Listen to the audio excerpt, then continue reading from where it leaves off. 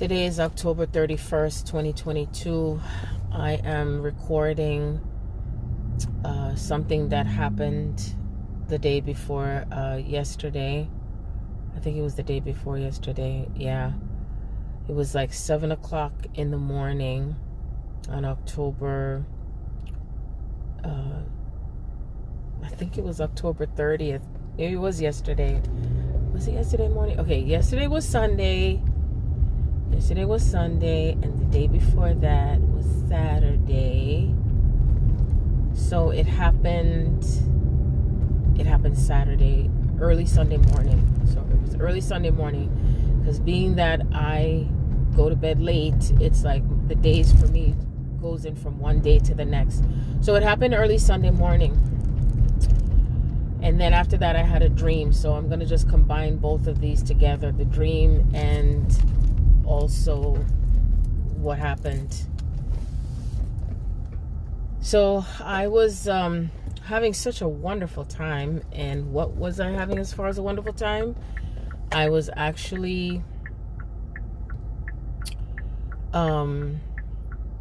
listening to music. I was listening to music, and the music I was listening to is music from the 60s. As a matter of fact, I'll just play it back right now, because, you know, I think about music and the types of music and the genre of music, and I incarnated during all these genre of music except the 50s, you know. And so I was listening to the 60s, you know, in terms of love songs, and you know, it just makes you feel so in love. It's like, it's just a big difference. It's like a higher type of elevation that one has. And so I was listening to the 60s music. I was feeling so good inside. I was picking up on feeling Rondi's energy.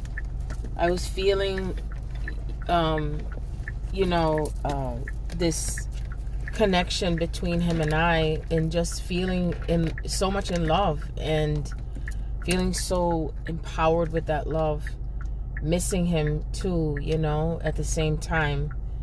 Just thinking about how wonderful it feels to feel that magnetic energy between the both of us, you know. It's something that you can't explain in words. It's just something that it's felt, and as you feel it, it kind of brings it into a space of feeling like you're exploding inside.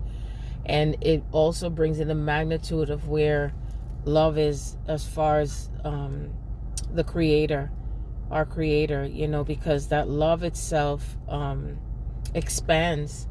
And so what better way that God has brought love together that no one can take apart? What better way that God has brought that love together through a man and a woman, or even if it's, you know, masculine, feminine energy, the intertwining of that love, and the love itself, and how it just feels so good. It feels so good to, you know, feel that love. And so being that so much stuff has been in a space of, I would call, negativity, because of the things that are happening to do with the original Hebrews and what's going on the planet, things that are coming out in the open, the things that have to be continuously faced, continuously processed in our solar plexus, and the anger that the original tribes and the ancestors have felt, and the truth in what, you know, happened in those ancient times where these so-called Jews have been taking over so much things in our lives, from the lands to children or women, enslavement, that they're the ones that really enslaved us physically, that they're the ones that originally enslaved the ancestors. And it's such a vile energy that's exposing itself. It's coming out.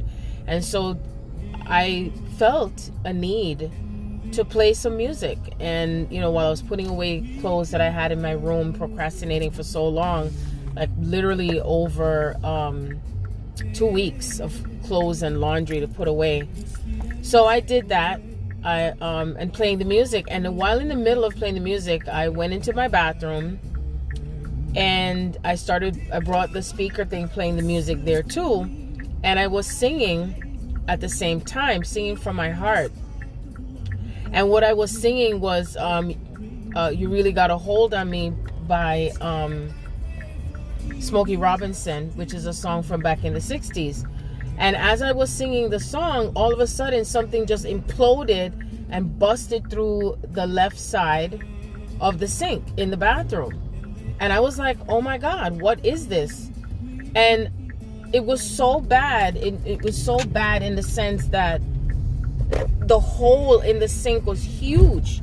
When I say huge, it was like the size of, I would say maybe a small football, you know? And it broke into 3 pieces and then one smaller piece. So I was in such shock, and I was like, how could this happen? Like, why did this happen? This makes no sense. It's just so crazy. And unexpected too. Very unexpected. So I stood there looking at the hole because I was like, did this really happen? And I was like, what could have made it do that? Because this is a porcelain sink. Ironically, the bathroom itself was designed exactly the year I was born, 1967. Exactly. The house itself that I'm renting was built in the 1930s, and whoever owned the house, the original owner, wanted to expand on the house, and so he built extra bedroom in the house, and then the bathroom itself was actually a part of a bedroom, and he converted the bedroom into a bathroom. Oh my God. When I say I was so affected by that happening, I just couldn't wrap my head around it, you know, in the way how it just unfolded. So I started to feel bad now, because I was like, oh my God, this is something that you can't fix it. Like, how do you fix this? Like, that means the whole entire, it's like either the sink itself is to be replaced, it can't be repaired, or it would mean the entire vanity with the sink would have to be repaired. It's a double vanity sink. So it's like, it was so weird and unbelievable. But I know in my heart, whenever something breaks, that means something in energy has broken. Something has been broken. A spell has been broken. Any negativity has been broken, especially because we're in Scorpio season. Even more so than ever, something huge has broken, and it had to be huge. And the reason I say it's huge is because of the size of the hole. So big. I mean, this is porcelain concrete type of a sink. And so when I looked, I saw one of the jars that broke through it was a jar I had, wasn't full, with Himalayan salt. So it was filled with Himalayan salt. And then there was another jar that had like a bubble bath that I had gotten recently, which was really, really heavy. But still, the impact that for it to fall and make a hole is completely out of this world.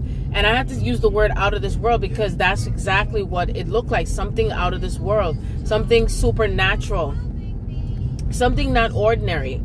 Something that I don't feel anyone probably would have gone through something like that ever before. Because we're talking about something breaking that we never expected to break, and to break the way that it did break. So anyway, I made a breakthrough. Something has broken. And so I went back and retracted now within myself. The only thing that I can look at to say what was broken is something that's connected to my love center, something that has been a block within myself that connects to Rondi, and how Rondi connects to me, that has been a block between us in terms of our union. Now, I'm not saying that our union is broken. I'm just saying that there's energy that has been existing between us that has been a block. And I knew right away it was something connecting to the darker side of the feminine. And so when I say the darker side of the feminine, I'm talking about an energy that one would say that people get repelled with one another when there's something that is not healed or something that's not shifted. So I felt for something within my heart, it was connected to a female energy. And of course it would be the Lilith energy, something that connects to the Lilith, you know, and huge and powerful. So I already recorded the question to Jacqueline because I wanted to get her feel on it, you know, and what she felt in reference to the sink, you know, breaking and stuff like that. And so I'm just gonna have that recording just placed after this. I just wanted to do a pre-recording of what happened before I put it in there. And then so what I plan to do is just, you know, put the information as far as what the assessment I've made and what it means, because once I start answering a question, you know, when I asked her the question, I started to receive the answer through my higher self, and then it was recorded. So I feel like if I was to try to say it again, it's not going to come out the same way than when I was in the moment channeling and tuning into what was happening here. And all I know is that this is very powerful, and this is a very powerful time, and especially because the South Node is in Scorpio, and with the South Node being in Scorpio, it's like a lot of things are going to continue to break apart, not only on these lands, but also whatever breaks apart in terms of all the interferences and the blocks that has occurred with many of the pairs, those who have been in love, and the things that have been constricting us from being able to live our lives in peace, you know. And it's like, even earlier I went to Kohl's to return something, and you know, and when I see them coming in there, it's like my spirit just gets so cross. And before that I was at the shoemaker, and there was another one of them, and he was acting so arrogant towards the guy that owns the shoe repair shop, you know, acting like he acting like he's telling him what to do and how he should do it. And, you know, and this is the man's shop, you know what I'm saying? And it just goes to show that energy that exists with them is that there's an entitlement, and you go by what I say. They try to take the cheap way out of things. They try to undermine in terms of what you should receive, but then as far as when they are to receive or to get, they're supposed to get the most out of everything, but you get shafted. You know, that's the energy. And it's like, I go to each store, and the representation of these so-called Jews is the same thing that comes through. So it's like, when I feel that energy and the combination of that energy, but on top of that, I also sense more the breakthrough, and the break that I made is not just to do with that, because whatever I recorded, I wasn't even recording anything to do with the so-called Jews. It was more because of who Rondi had been dating or had been going out with, or who he lives with or doesn't live with anymore. I feel like as if they're not really together, and her name is Kenda. And so I felt something broke through to do with her. Then I also felt something broke through to do with how I was connecting to Paris and the role she played in that day when the last time I spoke to Rondi on the phone back in 2020. And what had happened was that I was on the phone, another phone, I was on Skype connecting to Paris to do the show. And then what happened is the phone called Rondi on WhatsApp, and I could have taken that opportunity to speak to Rondi to see how he was doing, to see how he was processing. But instead, I was like, oh no, the phone called you by mistake. And I know that came across as a rejection energy towards him. I knew it. And he was very angry. I felt it, not because he said anything to me in anger. I could feel the anger coming through his spirit towards me, towards everything that was going on, but not towards me in a way that he's angry at me. It's like he was angry at the energy or the situation with when I held myself back from not connecting to the love that we have together, but instead I was catering to whatever to do with Paris, who really didn't give a shit about me. She was just using me anyway. And yet still I was catering myself to her. You see, I was catering myself to her instead of connecting to Rondi, where the pureness of the love was there and what's really authentic. but it's not authentic with Paris at all.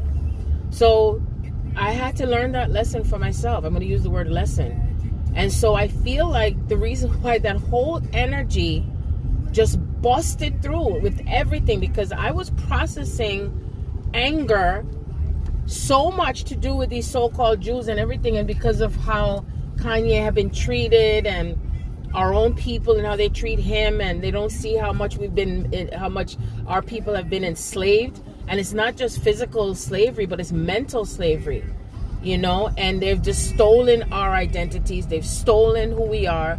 They've stolen everything from the lands to our children, our families, our heritage, everything, the gold, and it wraps itself around in religion, the Catholicism, all the different types of religion. They just make up names, put the labels on whatever entity that they want to attach to it, and then they put this energy in, thinking that they're the ones that have been suppressed because of what happened during the whole Holocaust. And then what it does is that it makes people also more suppressing of what they go through in terms of the Nubians, right? Because it puts it in a place where as soon as you say anything, they want to label it as anti-Semitic, when they're not even the Semite. They're not Semite. They didn't come through from the land of Cush. They are the one that are the Gentiles that's referred to in the scriptures. And everything that has happened to do with Yeshua and what he went through, because he was a Naga. He was a dark-skinned, melanated emperor. I'm going to call it like it is. And so all that energy has been pushing out the anger, and what was laying dormant, because every day, every year, every millennium, every century, every timeline, that energy that shows up to these people that want to put these labels as if they are the chosen ones, and they're the ones that can do, because of someone who's been deceptive. So Scorpio has been pushing it out, pushing it up and pushing it out, and putting it in its rightful place, that we are the original Hebrews. We are the ones that have been lied to, even from the lands to where things have been in America, you see? And it is a toxic energy. And so that energy imploded from me singing, "You Really Got a Hold on Me." Everything that has been stuck in energy connected to a feminine energy that is manipulating and trying to control and trying to come in between the true love, you see? And it's like I felt and knew that cycle is broken. It's just broken, and however it shows itself, it is broken. And I knew and felt that something, or however it is broken, it had to come through with the nodal returns, because Rondi's nodal return was September 23rd, which was right in the midst of the equinox. And then my nodal return comes in December. And so things are hitting us right where it is in terms of the eclipse, because the eclipse itself is the solar eclipse was in Scorpio, which is the south node, right? Where the south node is in Scorpio, hitting our descendant. And then the next eclipse is the lunar eclipse. So the solar eclipse is what I had already recorded, that it really is the feminine. And the lunar eclipse is the masculine. That's what it really is. And then it's also hitting where Mars is in Gemini, and Mars is in retrograde right now. And so because Mars is in retrograde in Gemini, Gemini is what rules the mind, and it also rules the communication. And the two aspects that are ruled under Mercury is Virgo and Gemini. And Virgo connects to the earth, and Gemini connects to the mind. So we're talking about the two aspects of the body. So when you think about the earth itself is what's in the physical realm.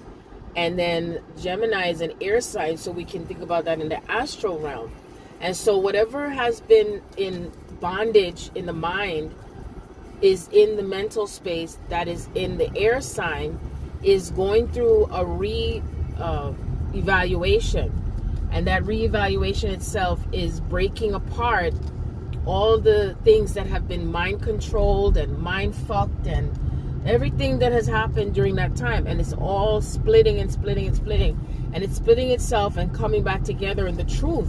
So as things are coming up to the surface now, what is happening is that the truth itself is also coming out that had been mixed up with the lies. Because you see, remember, the lies that has been that's exposing is the fact that more people are remembering more of who they are, and we're seeing the truth for what it is. Because even for me, I felt and knew there was a lie that was circulating and regurgitating over and over again to do with the so-called Jews. And I'm going to keep saying so-called because it's just a name that it was made up to put a label and a title that is still connected to white supremacy, white privilege, religion, religious factions, the Vatican, all of them, you see?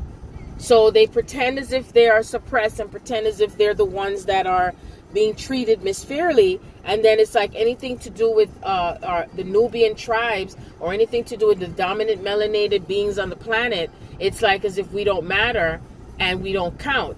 And they think that they can have their power over us, but we have been taking back our power. And the more of us that are taking back our power and in this alignment with our power, and it's getting stronger and stronger, it's breaking the cycles of these traumas, breaking the cycles of the lies, breaking the cycles of the manipulation.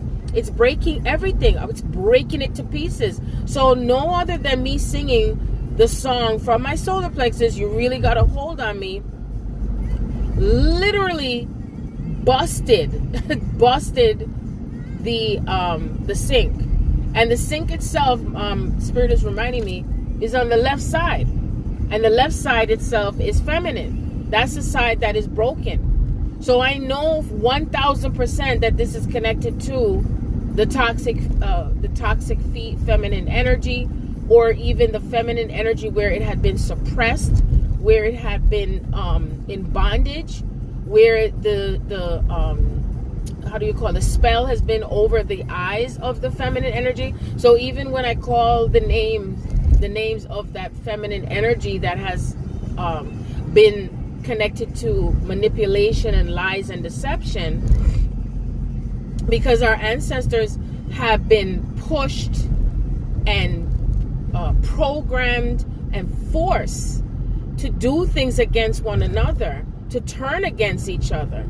That was one of the game, is to turn against each other and to treat each other like shit, and to not recognize the power of us as a group, and the power of us as families together, and the power of us as couples, the couples that have been together on this journey and being in love, because there's power with us in terms of the melanated tribes all around this. We are the Moors, the ancient Moors that have been in the land. And because everything that has happened is because we turned against ourselves. We got too simple.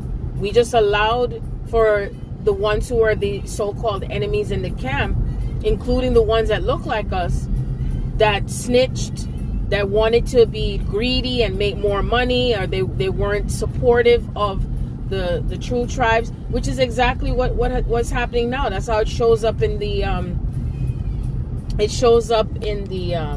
celebrity industry, whether it's through basketball or acting or singing or whatever. It doesn't matter. And even within our own inner circles, because of people who don't speak up, they don't say anything when they know that something's not right, when they know that something it needs to be protected with for us and around us, and they don't say anything because they want to protect themselves.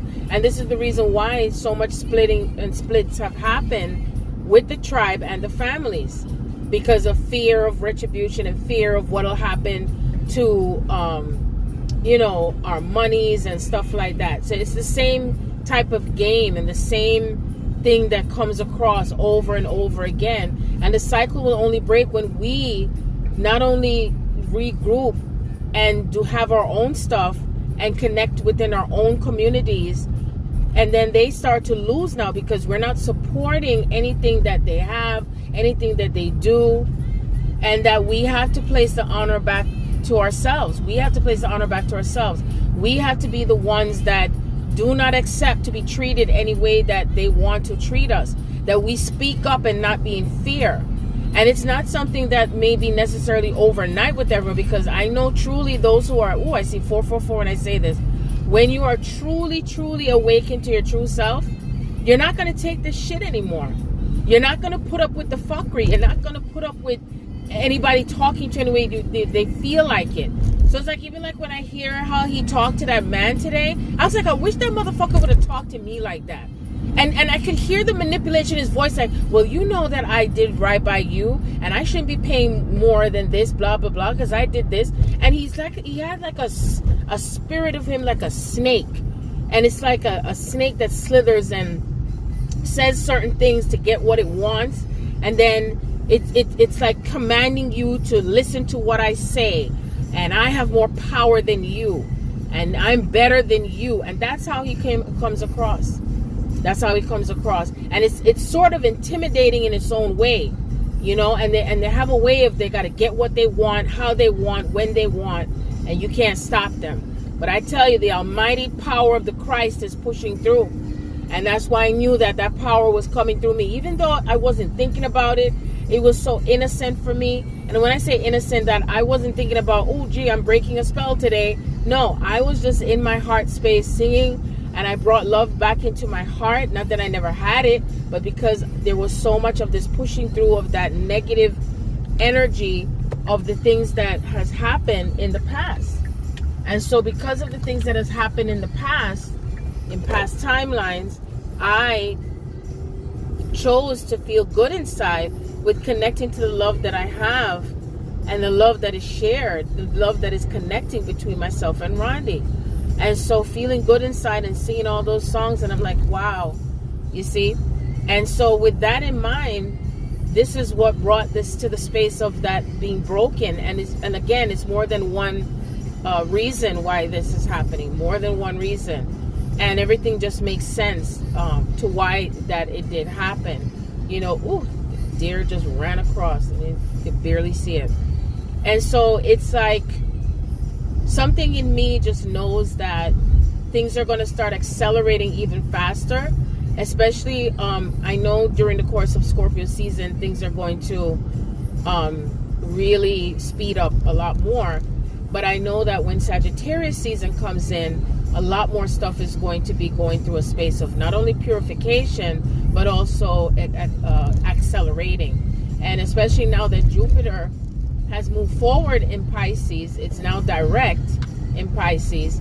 I feel that that's a representation of everything that is moving forward in terms of monetarily, things of great luck and wishes and expansion. I feel like things will start to move forward in terms of my soul purpose and my reason for being here. You know, I don't want to use the word mission, but more so, again, my soul purpose and in what is recognized and what is felt and what is experienced as far as true love, you know, on the planet and the entire cosmos.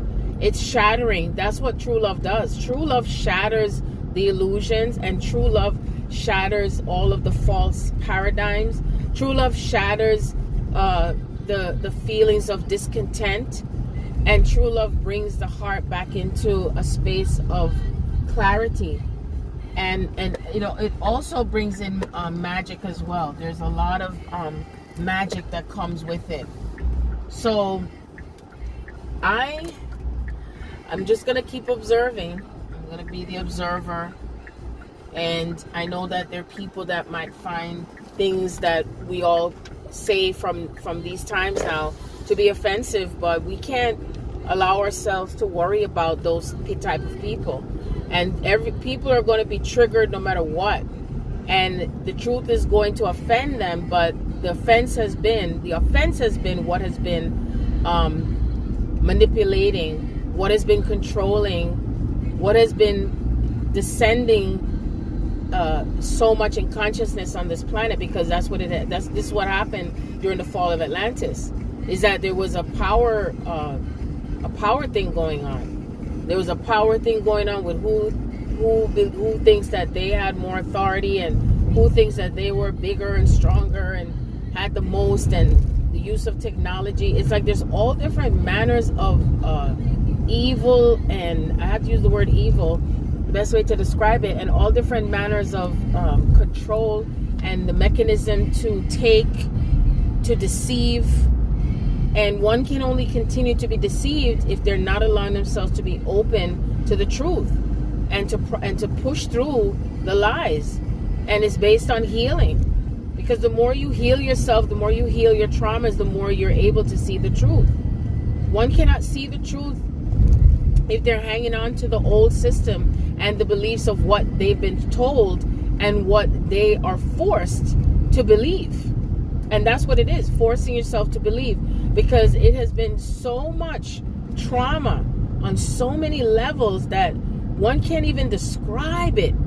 It just goes so deep, and it's manipulating, and it's in a spiral, and it's in a straight line. And when you break it, when it breaks up first through the spiral, then it starts to move into a straight line. And so it's like we're moving through the different polarities and the opposite of what the truth is. And the only way to get to the truth is you got to go back into the lies. You got to go back into the origination of where things started, when things became twisted and lied and started breaking up. You know, it's like Spirit shows me that what's happening is that we became split and torn apart as far as the tribes, because of the lies that have been spewed out there and the manipulation through these pale people.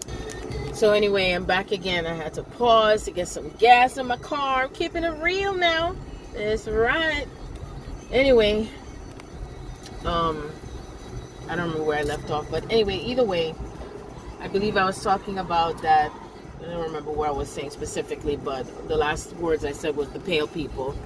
So of course, anything that connects to the pale people, I'll be on, aka white person, which I know that there is a description of what the white and the black is and blah blah blah. So for all intensive purposes, when I do say black, I'm talking about the name, the label that had been given. You know, they call it the color, the black, the this, the that.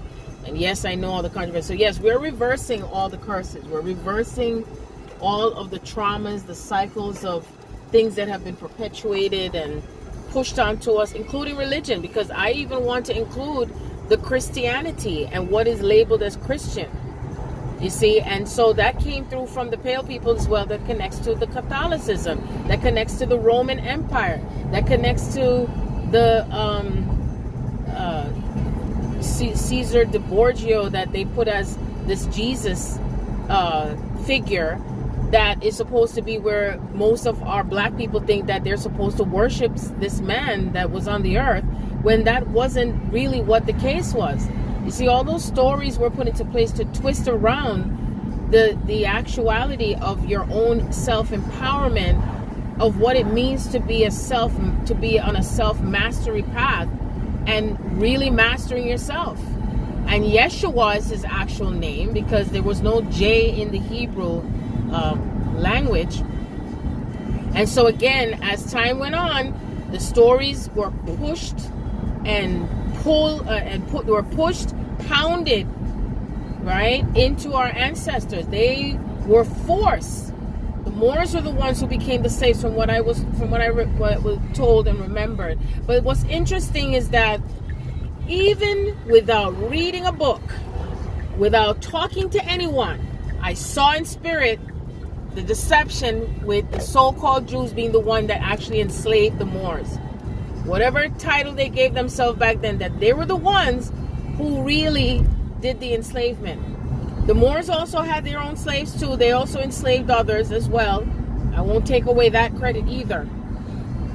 But what I'm speaking on is the majority of things that happened in the past were not recorded completely in truth, or some things that were recorded, they were taken out of whatever was supposed to be included for things to be known as far as what happened.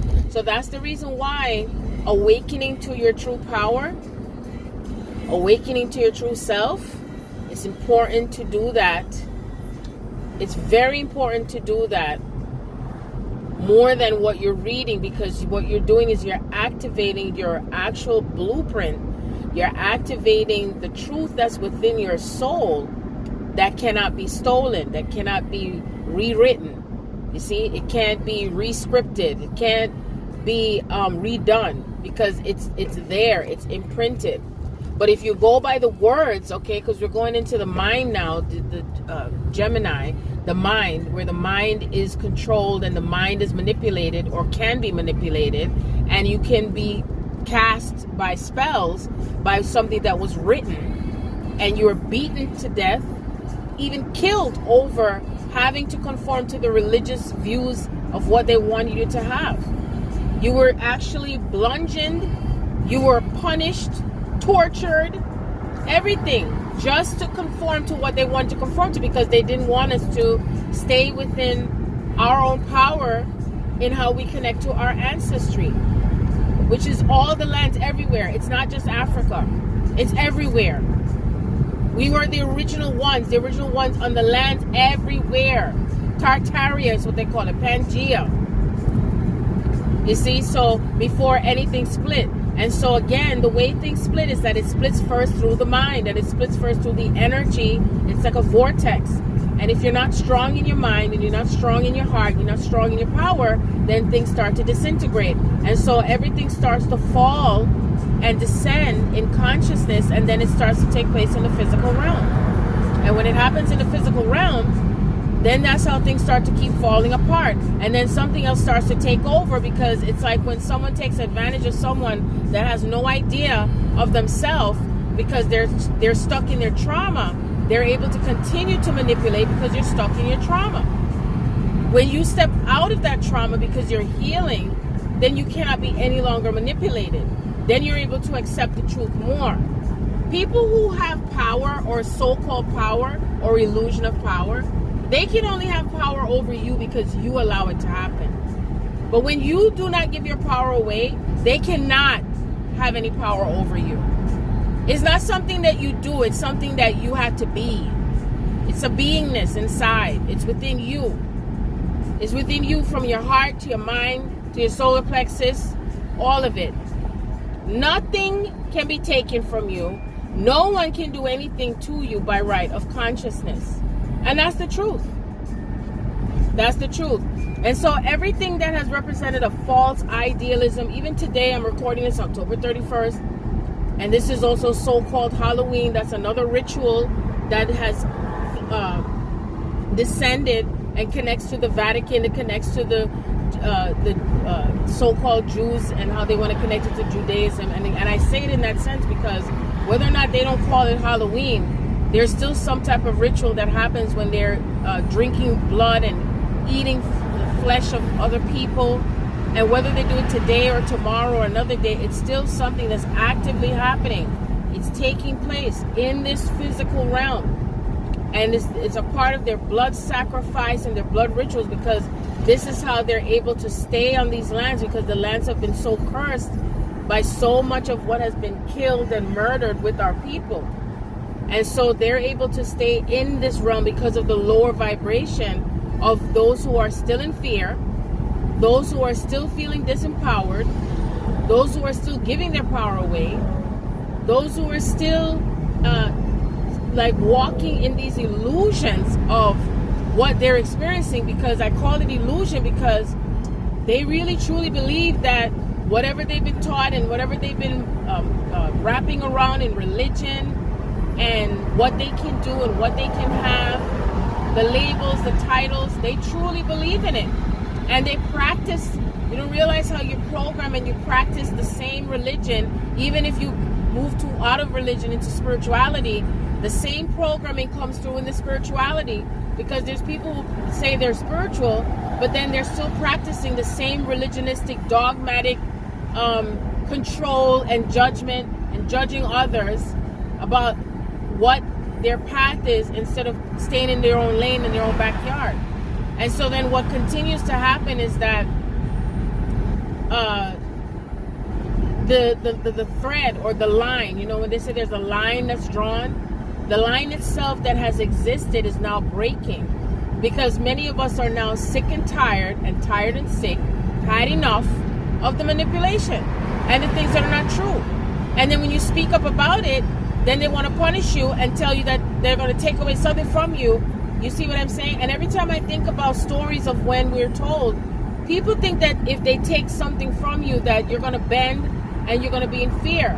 But when you stand with the armor of God, when you stand with the armor of truth, when you stand with the armor of the light, when you stand with the grace that has been given unto you, I say again, and I put it out there, nothing, no harm, no powers, nor principalities can go against you. Nothing, no weapons, nothing can form against you, because the power of the Almighty God, left and right, feminine, masculine, God, Goddess, Mother, Father, stands right there before you and with you as you. You see? But it's not something that you're going to read about it and then all of a sudden, oh, gee, I get it. You got to step into that path. You got to feel yourself into that path and what it means. That means it comes from a space of knowing. That you know because you know, and that's because you know. That's it. You just know. And nobody can take it from you. Nobody. But if you believe that it can, then it will. You see? Because this is all about energy. Because this is truly spiritual warfare. This is spiritual warfare. What I see that's going on with Kanye, also known as Ye, or Ye, also known as Kanye, what I can see is that he is showing you, right? God is using him as an example of what it looks like when you go through the fire. When you go through the fire, it's not where you're on the sideline shouting out, telling somebody what they shouldn't be doing or what they shouldn't be saying. When you're going through the fire, you're going to be seeing how you're facing all these things coming at you, right? One after the other, one after the other. You're facing oppression, oppressive type of energy. You're facing yourself as if you are you're falling apart. It may look that way. It's going to look like as if everything's attacking on you, like you're on a cross, right? But you really are not on a cross. But it looks that way. It feels that way. It's uncomfortable. But you stand strong, and as long as you use the name of God, Almighty, Source Creator, the Alpha, the Omega, the I Am, presence that stands right here, right now, from this time, always. It cannot, nothing else can form. Nothing else can form. And so, it's just like Daniel in the lion's den. When they put him in there, because they figured that he was going to be eaten. You see? And just like how when, I believe it was Jonah that was in the whale, the belly of the whale. And he got out, didn't he? Daniel in the lion's den, he got out. Why? Because of their own inner power. It's silent, but it's strong. It's a different type of weapon. You didn't need no guns, you didn't need no knives, you didn't need none of that. You see that? That's the difference with this type of energy. And that's what the true Christ represents. This is what it looks like. And those who stand with those who are walking the path are the ones who will be left on this earth. The ones who turned against and continue to turn against what the true light of the Christ represents, they're not going to last. And it doesn't matter what race you are, or culture, or what background, or religious so-called background you come from. Because there are those who are walking the path of a so-called Jew, and those walking the path of Pale, or the path of this and that, whatever what you want to call yourself. And they probably will see the light and see things are not right, and they incarnated because they came to correct with those who are walking the true path of the Christ. There are some who may denounce their race and their culture because they know that this doesn't feel right. And they chose the path of the least they chose the path of resistance, not the least resistance. Because there are some who do choose the path of less resistance because they don't want to face themselves. They don't want to change and shift the power back to what the truth is. They want to live the lie, to feel more comfortable in the lie, You see? That's what they want to do. But this is not about going onto the path of least resistance. And I've had that happen around me throughout most of my life, where I'm facing myself in the fire, the lion's den, the Judases, the Peters, all of it. And I knew, and I always know this path itself is you're going to be alone. It's going to feel like you're alone. You can't look for anyone in your physical space to represent the true I am with you, because it's a path that is for you to be alone.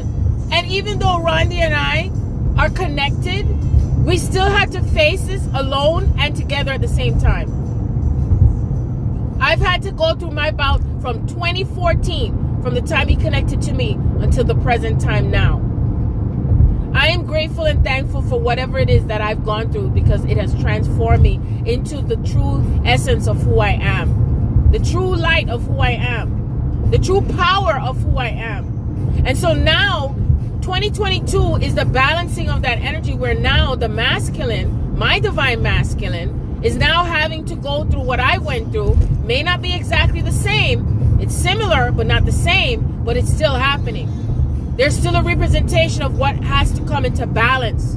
What is coming into the truth of the connection, the truth of the power of the connection, the truth of how God is the active component, in the center of this connection, that nothing can stop what comes together. Nothing can stop what is forming for truth in this time.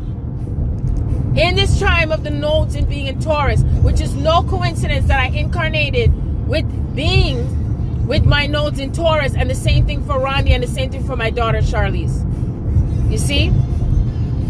I even had another dream where he was in a car. I think I did record it when he was in the car, and he was in the car with a whole bunch of other guys or something like that. And I was walking and going to the beach. This was just 3 days ago. I was going to the beach, and as I was going to the beach, he I see 777 when I say this. As I was going to the beach, I recognized and I saw him, and I was like, oh my God, wow. And he stopped me and he said, Sharon, come in the car with me. But there was no space for me to go in the car with him. But at first I was like, I don't want to come in the car with you with all these other people. I said, next time I'll go with you. And I told him, I said, besides, I have to take my cousin. It's someone who was related to me.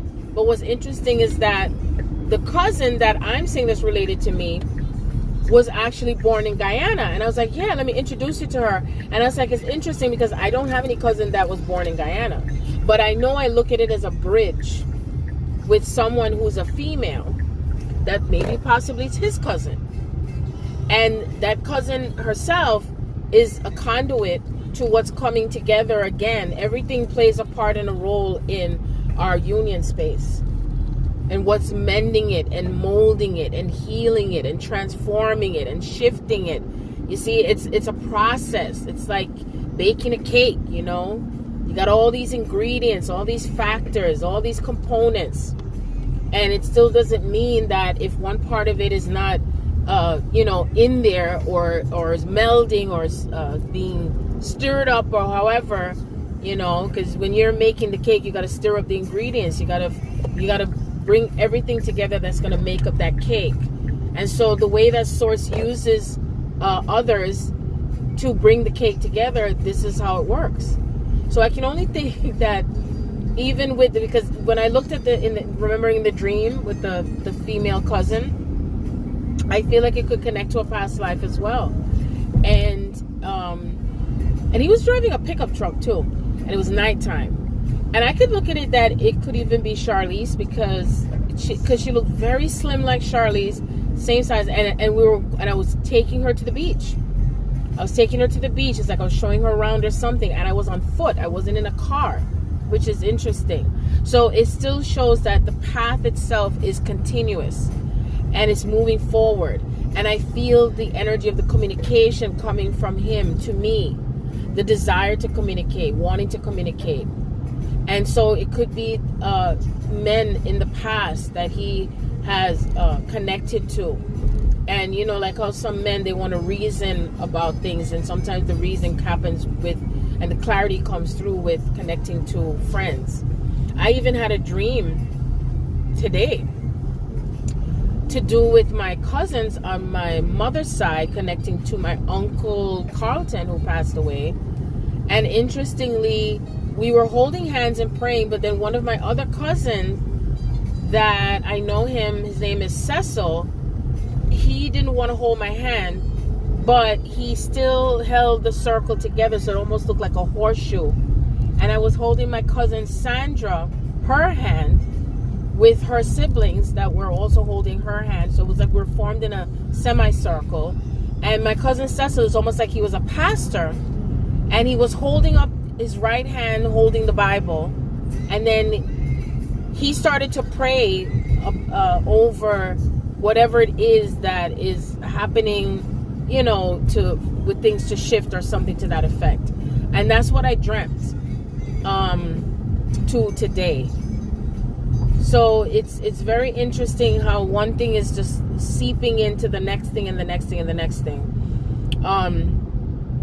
But either way, as I go back to what is shattering, what is coming into this time and space of completion and where things are with myself and Rondi and these karmic cycles, these karmic ties that are ending, because I'm in a 9 personal year right now. He's in a 7 personal year.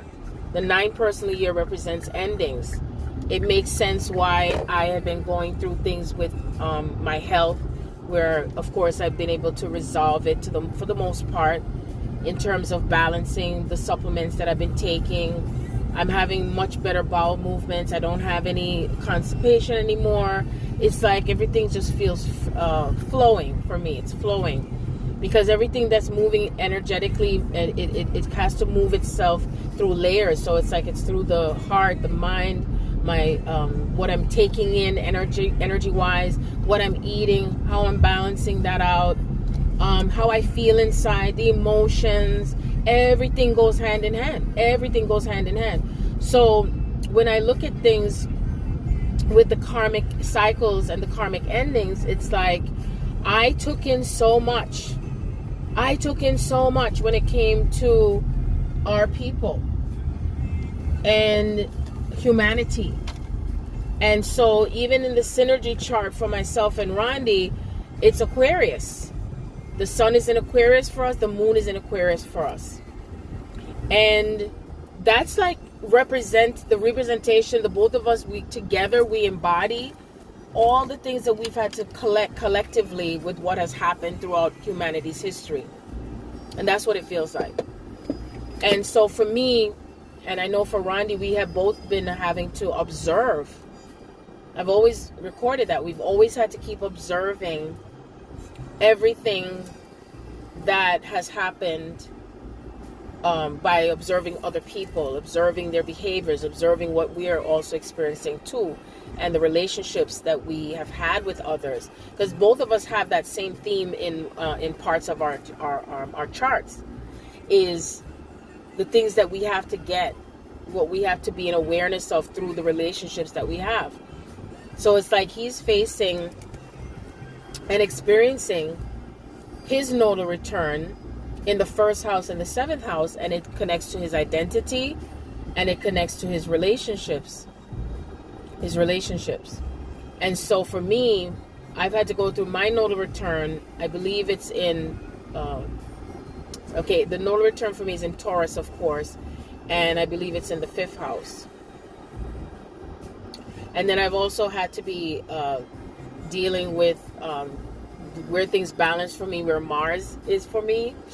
My Mars is in Libra, and I believe it's in the 8th house, if I'm not mistaken.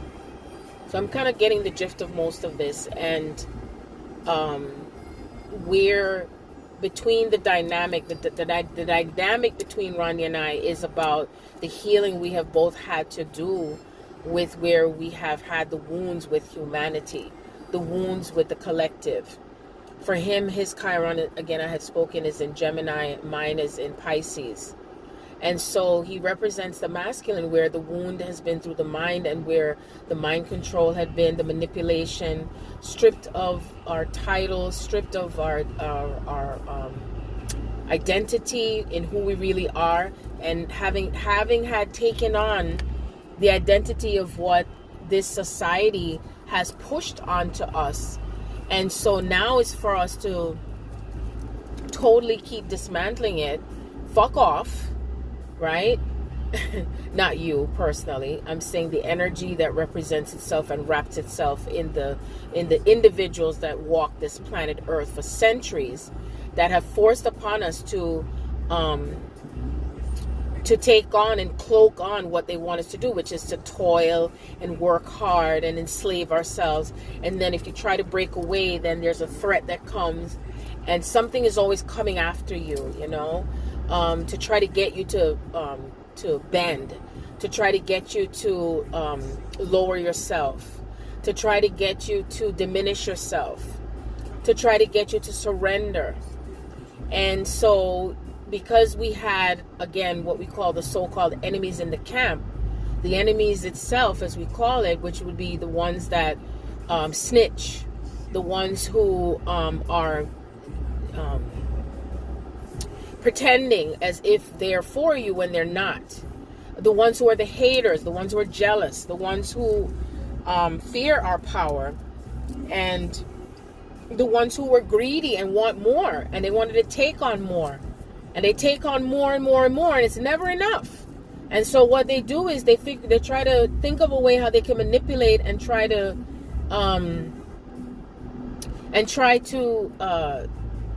figure out a scheme in how they can get more.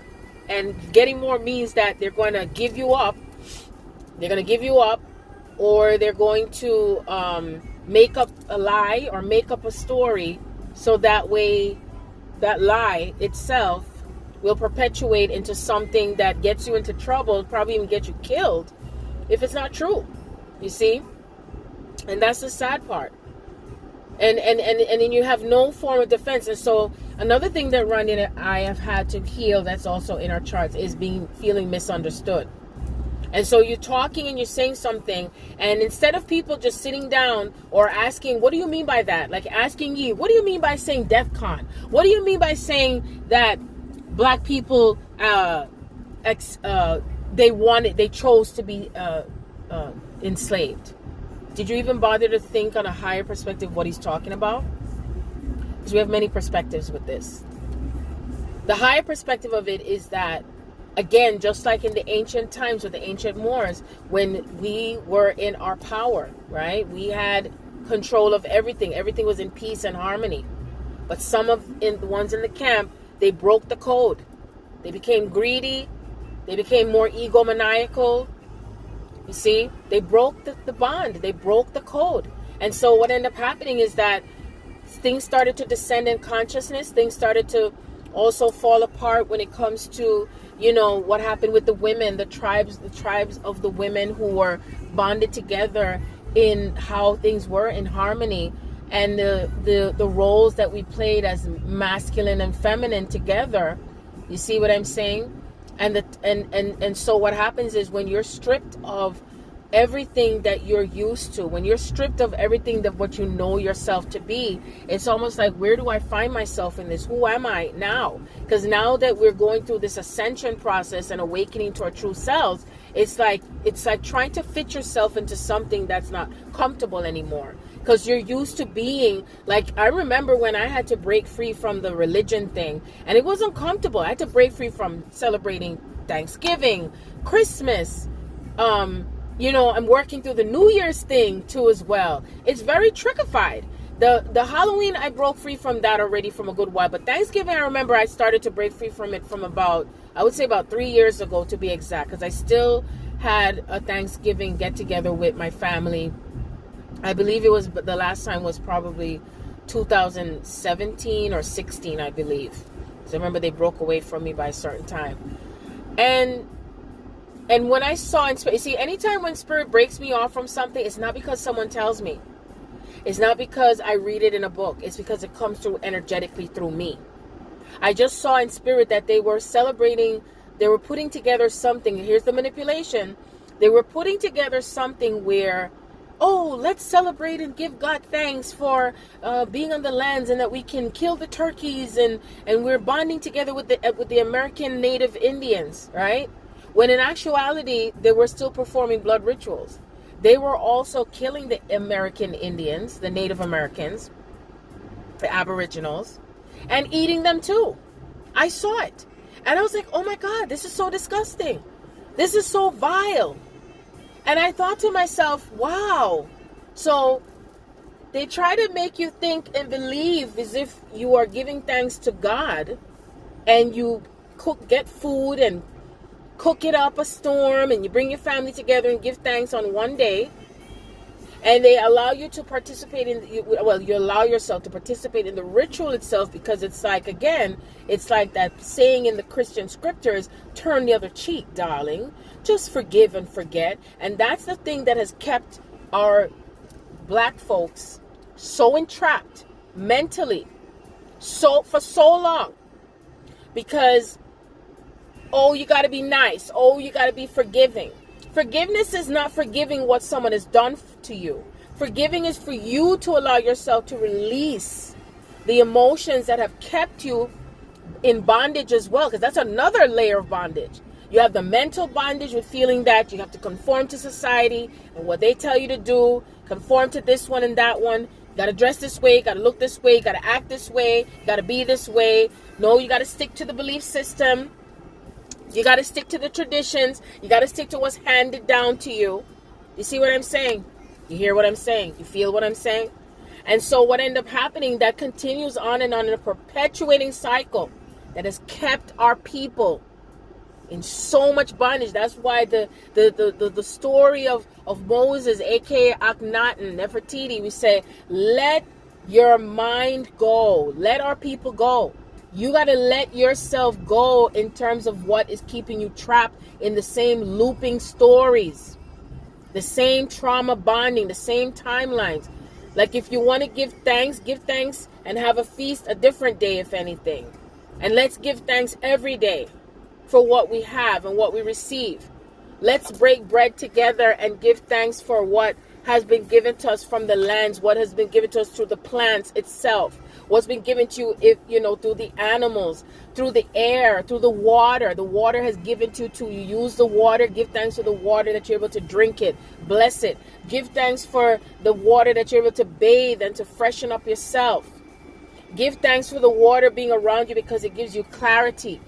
Give thanks for all the crystals and the things of the earth. When you're plucking the plant, and you're plucking anything, you're taking and picking the strawberries, and you're picking the okra, you're picking the thyme, you're picking the pepper, you're taking the apple off the tree, you're taking the mango off the tree, you're taking the guinea off of the tree, you're taking something. Give thanks. Give thanks. Give thanks to the air that you breathe. And if it's not clear air, then you give thanks for the air to be clear. You have the power to transform it. Do that. You see, this is what counts. This is what counts in terms of the Thanksgiving. And then this day today, what they call the Halloween and the Simon, or whatever the name is, because I really don't give a fuck. I look at it as the time of when they say the veil is thin. So we give honor to the ancestors. The ones who came before us, the ones who are us, the ones who have been here before. You've been here before. Give thanks to yourself. Give thanks to being brave for coming back down here and busting through this motherfucker. Breaking up all the things that do not serve the highest good for you and the highest good for all of humanity.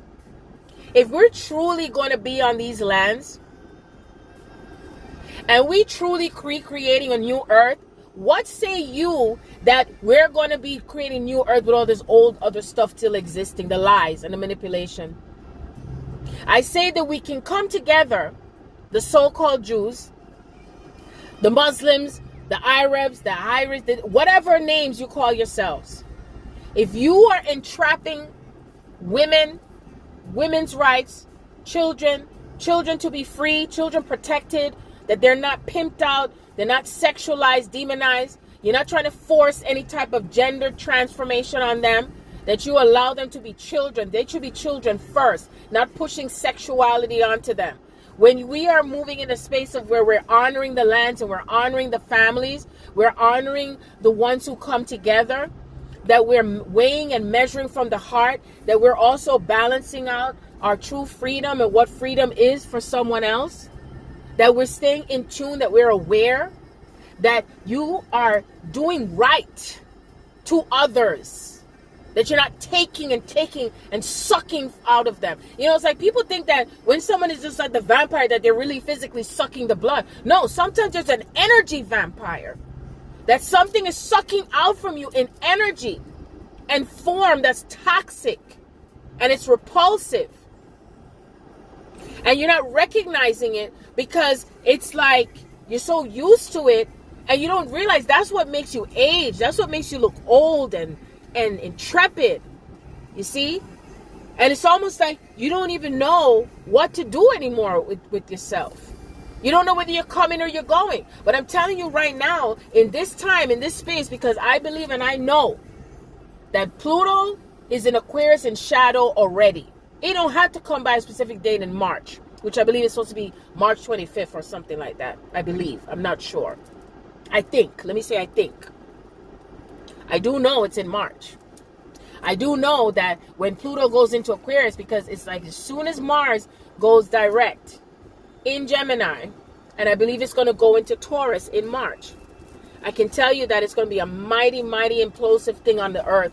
And you see, things are in a reverse cycle. 2022, as I was saying before, things are in a reverse cycle. So everything that is connected to the old patriarchal system that has kept us enslaved mentally, physically, spiritually, emotionally, it is now in reverse. And that means that our melanated men, because they are the true inhabitants of the earth from the beginning. So it has to go back to the beginning. Because if people use them blood clot common sense, they will know, say, for things to be in harmony and one on the earth, that means you would have to connect to the original inhabitants who are here now, that you're seeing in the physical flesh, the brown in them, the dark skin, melanated one them.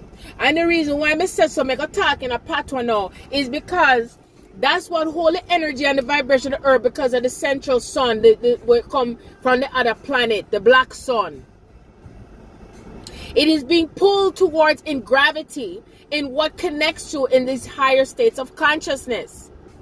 So therefore, if you think you're going last on the land, and you know you're not melanin dominated, it would be imperative to take the accountability for your bloodline. Like really keep doing that shadow work daily.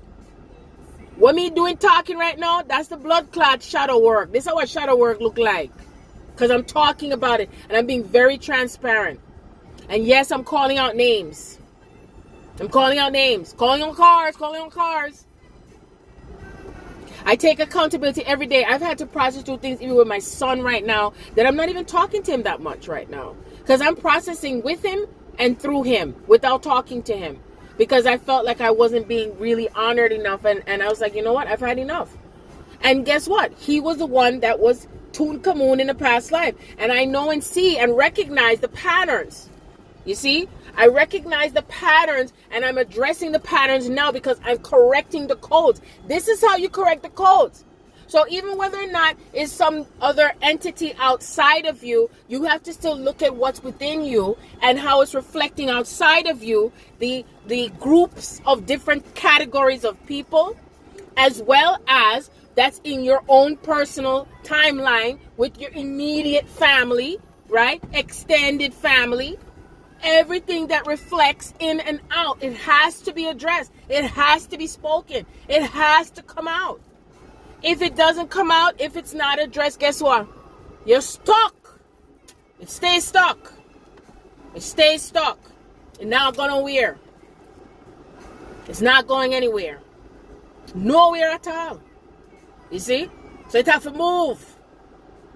This is when Yeshua talk about when you know that you can move mountains and you move the mountains, you know where you are in your self-awareness. Even if you don't physically see it move, it doesn't mean it ain't moving, because it is moving. Everything that's physical is moving because it's all energy.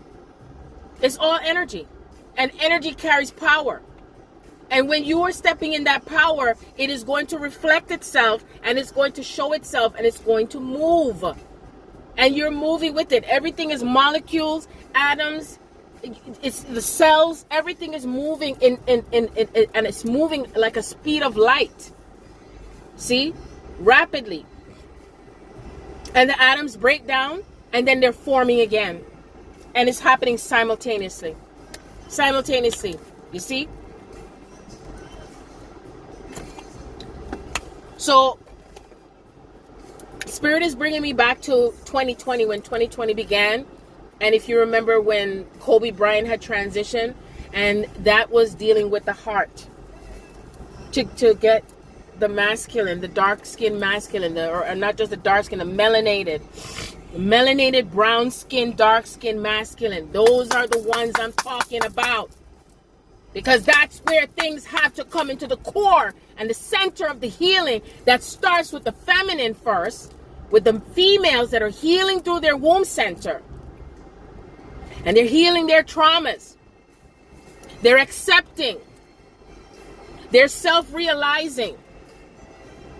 They're bringing back the honor of the family. That means they're honoring themselves, and as they honor, I see God and AA. They're honoring themselves, and as they honor themselves, the masculine starts to honor themselves. You're loving yourself, they're starting to love themselves too. You take time to heal, they're taking time to heal. You're remembering yourself, they're remembering themselves. You're focused on you, they're focused on you. You're focused on them, they're focused on themselves. Yeah. Everything mirrors. Everything. It all mirrors. Back and forth and forth and back. It goes both ways. It goes 3 ways. It goes 4 ways. It goes 5 ways and 6 ways. It splits and splits and splits and splits. And then as it splits, it doesn't mean that you lose yourself. I see Eden on a license plate. And then what it does is that you still are able to simultaneously realize yourself through the splits. But it doesn't split away so far to the point where you lose your identity, because you're keeping track of the splits. And when I say keeping track of the splits, that means you could have the splits showing up through you, through your children, through your mother, your father, your grandmother, your grandparents, great-grandparents, cousins, aunties. You see how much of the split has happened? That's what the split reflects as you. You're not here to save them. Observe. You're not here to change them. Observe. Observe. Observe. Observe. You hear what I said? Observe. Keep observing. Keep observing. Keep observing and seeing how things are reflecting in the observation of that. And when I say reflecting, because as you are reflecting it, then what happens is it gives you sort of like an idea and a synopsis of, oh, this is what's happening. I see it for what it is. And I see where the looping has happened. So now I can shift the dynamic of what I'm experiencing, because I'm changing my thought about it, or I'm forgiving myself to do with it, the connection to it. And I'm moving forward, and I sing and I dance and I laugh and I cry and I cry and I cry and I cry. And if I sing and then I dance and I laugh, and however you transmute it, that's what it does. You see? And take action if you need to take action. By the way, no coincidence, the song that I don't want to play it too much because I don't want it to get blocked. You know, I'm thinking whether I want to share this or not. Still not sure. Recording this right now. Yes, you really got a hold on me. So, but if the song is blocked and I have to take it out, then you already know what the song is. You know what I'm saying? I don't expect anything to come really too much right now in terms of, monetizing the channel, because I know that they don't like music to be on there. You know, if only And you know what, I'm not going to say if only. I'm putting it out there that the day will happen, because music is very imperative when it comes to my teachings or what I talk about or what I'm sharing. And the reason why is because everything has its purpose. And so when the song comes through and there's something that's coming through as far as the message is concerned, I'm not trying to take away anything monetarily to do with who produced it, who sings it. And so to me, I feel that YouTube should be changing something, or Instagram or Facebook, where if it's being shared or something, check into the intention, you know, like really, really, really deeply the intention. That this has to do with, if the song is playing and someone says, hey, it's fair use, but I'm also teaching something here. I'm reflecting something here. So if whoever produced it, wrote it, sang it, wants to, you know, have their due process with it, then give them their coins. You know what I'm saying? Because to me, it's illogical, because on YouTube, there's so many of these songs that are playing and people are playing it and sharing it anyway. How is it that different than if it's not connected to YouTube, but it's the same song? So make it make sense to me. But anyway, I'm just putting that out there. And like I said, I'm not using the word if. I'm putting it out there because that's the change to be made. That's the change to be made. So it's a fair thing. It's a win-win thing, because I'm promoting your song, but I'm teaching at the same time and guiding. And at the same time, you receive your monetary contribution to the work that you've done. And then whatever I give in or give out to others, that I also receive monetary contribution, because I got to eat too. Eventually we won't be eating as well, but you know what I'm saying. In all fairness, that's what keeps it balanced. And no one has to think anybody's robbing anything of anyone. And so when I think about those who are the artists who sing, and you have your masters and stuff like that, there's no need to kill off anybody anymore because you think you want to have power. Because I'm telling you, the power to be the true almighty highest source that exists, Alpha Omega, has the power, not you. I don't care what planet you come from, what energy you seem to be embodying or whatever. You're done. The time is up. Okay? You see how I talk it? That. Ooh, there's a spider crawling on the car. That's a sign. You see how I'm talking is what I'm talking about is what the true weapon is. And I don't want to say, I'm using weapon loosely. I'm not talking about getting a gun and think you got to go to the range and practice shooting. Because again, to me, just my opinion. This is my opinion. I think it's totally illogical to be teaching and talking about getting guns and we're at war here and we got to protect ourselves. Let me tell you something. When me say the mighty power of the tongue, you know, come quicker and faster than a blood clot weapon, you know. Me can just look on you and tell you, say, I got to just drop down, you know, you just blood clot drop down. Because I come from within my solar plexus, because guess what? Me not make nobody come tell me what they can do. You see, because that's the power. And it's not that I'm saying that I want harm to come to you. I'm just saying that if you are trying to hurt me, I'm going to defend myself. And if I see you trying to hurt someone else, I'm going to defend them too. But I don't have to use no physical weapon. The power of the tongue supersedes the power of the physical weapon. Because no matter what you do, you still can't stop what the truth is. And when someone says that something is so, it is motherfucking so. You see? That's where the power comes from. But people tend to put power again into external things. And they do it all the motherfucking time. I'm keeping it raw. If you're going to be in your true power, you're going to be in your true power within yourself. That you walk the earth. You give the honor and the thanks for everything that has been given to you to even walk the earth. Because it's a privilege to be here.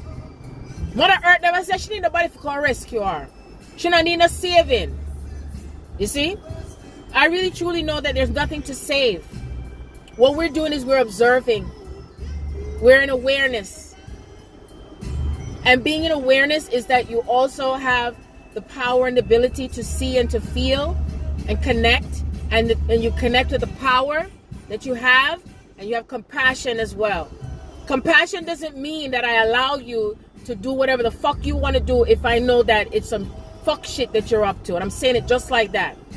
I'm not going to say it nicely. I'm going to say it exactly how the energy portrays itself. We do right by one another by living consciously on both sides, being aware on both sides. You whatever, remember the saying, whatever you do to yourself, you do to another. Whatever you do to me, you do to yourself. Whatever you do to yourself, you do to me. The clot bounce back, blood clot, round and round. That's it. That's karmic energy. That's the law of physics. It's spiritual law. It's spiritual law. You see? That which is given is what is to be measured. That which is received is also to be measured. You see? That's how it works.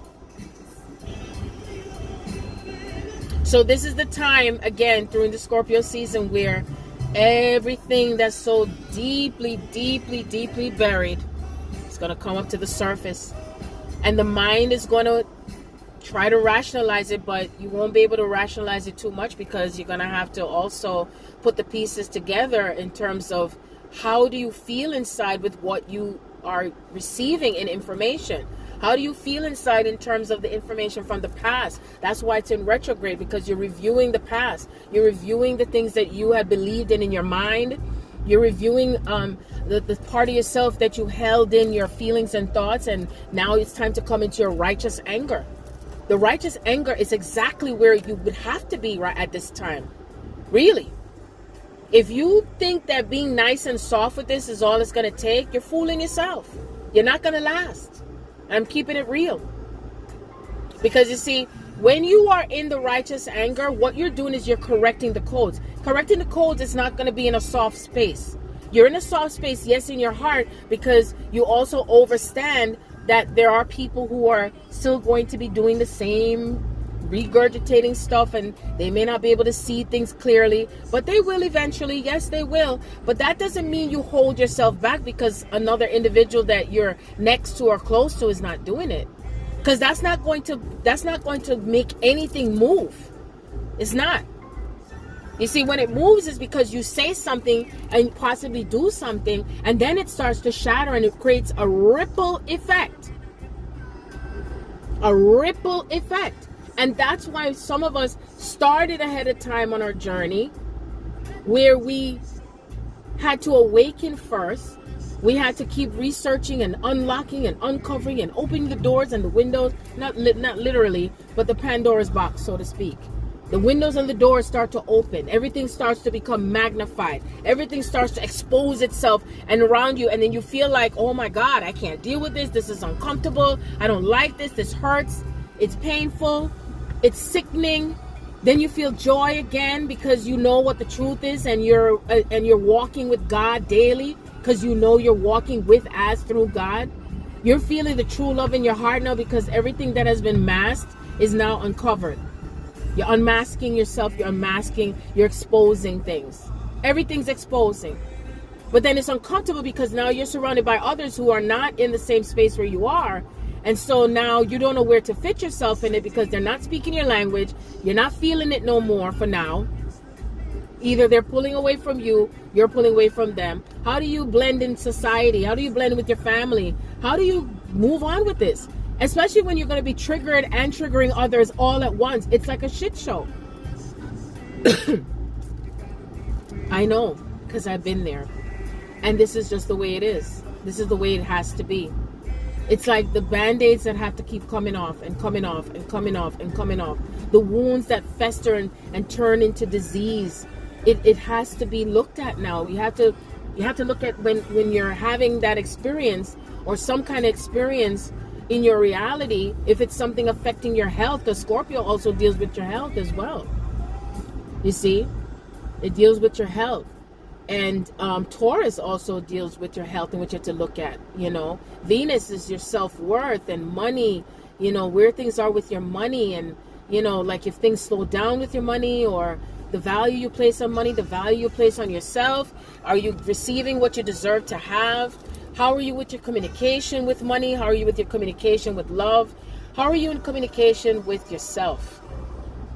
How does your mind perceive this wealth and your power? You see, all of it at the same time. And it can be quite tricky. It can be quite tricky. You know, like how many times you've taken steps to walk your path, and then it seems like it's going to happen, and then it doesn't happen. And you feel like, I've done enough. What am I going to do? Then you surrender, you let go, and then you might hear Spirit say, okay, time to start it again. I've been there, I've done that, doing that too.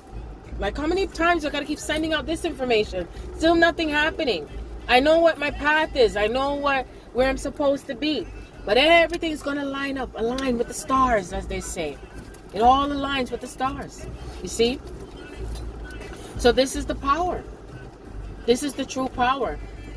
It's like you're taking steps mentally, right? Because you know who you are. You're in your right mind. You're weighing both sides of the coin, so to speak, right? You're allowing yourself to break down, but not so far to the point where you lose yourself. And then you're able to rise above what you are reading and seeing. And it hurts and it's painful. And it makes you feel so angry inside. It makes you feel so abandoned. It makes you feel fearful too, because sometimes fear comes into the midst with this as well, where there's fear involved. And you're feeling the fear and you're going deep into the fear, and you don't know how are you going to get past this, because it seems impossible to get past it, because it affects you so much. And it's always because we are thinking too far ahead in the future. So stay present. Or we are having expectations about what we're experiencing, because we want the experience itself to complete itself so we can feel comfortable now. And we don't want to feel comfortable, you know, we don't want to wait for the comfort to come 2 weeks from now. We want to feel comfortable now, you know. And so in the space of the uncomfortableness, there's that fear of what the outcome is going to be. Like, what is the outcome going to be? Like, you know, what am I supposed to do with this? You know, and it may seem like there is no solution to this. And I can tell you the solution is coming, because I will never forget when I was going through my stuff. Oh my God. When I was going through some deep stuff, and I just woke up out of my sleep and I heard Spirit say solutions. And I was like, say what? And then I thought about the joke that Bill Bellamy said when he said, you know, when black people have problems, you know, this is what you do.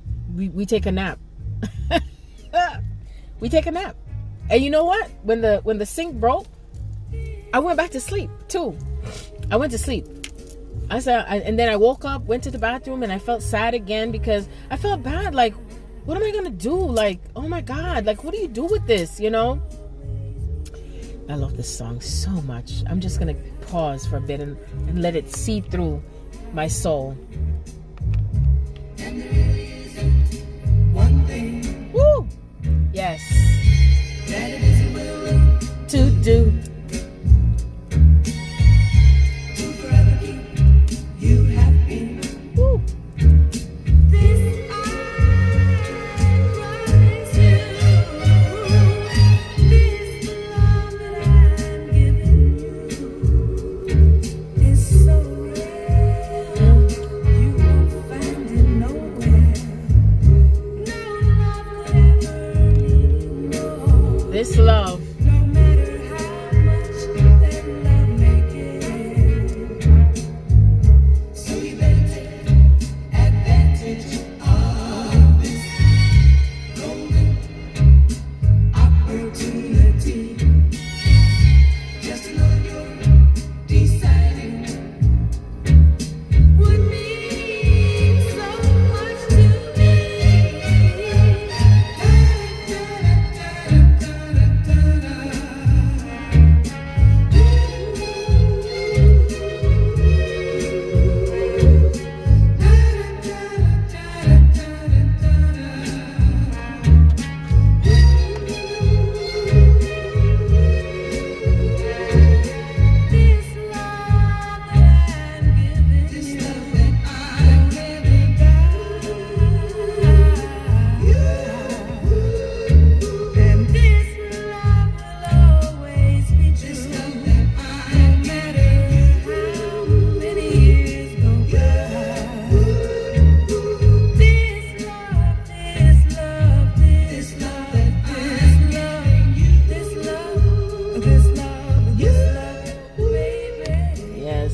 don't even remember where I left off, because, you know, when I hear it, it just opens my heart, and, you know, I just feel so good inside, you know what I mean? But remember, this is how the balance works, you know. It's like you gotta let whatever that's within you and energy come out, and the power that comes with it, and then the power of the love restores right after. You see, you can't mask it anymore. You can't. We have to bring it forward. No stopping us now. This is another one of my songs. I'm loving it. I say, Melania, I love you, know, gone to bed. Melania Fiona. Yes, you stopped my heart. Woo!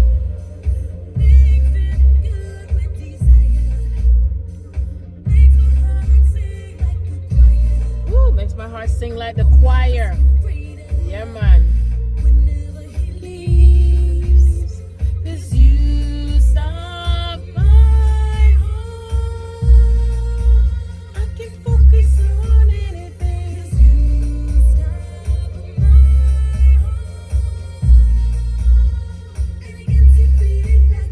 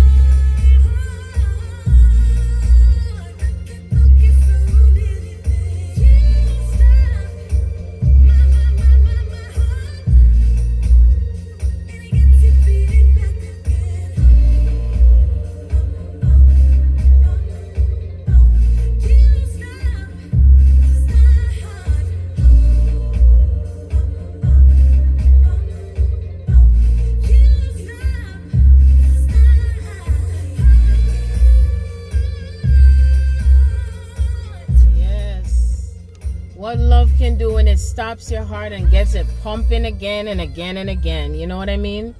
So, you know, as I go deeper into everything that I've spoken, you know, everything I've spoken so far, I was driving and recording. I'll be honest with you. I was literally driving and recording. I just was speaking from my heart, and I was just bringing truth to power through the power of the tongue. The power of the tongue, you see? And I live by the word and the mouth of source. I exist through the word of the Almighty Mother, Father, God, you see? And that is something that will always be with me. And I know I'm here. I know my purpose. My purpose is to love, to be in love. That's the first and foremost. The next best thing is that everything and anything that anyone sees or feels through me, it is all through God's source creator. I do not purport myself to be the one that is here to save anyone.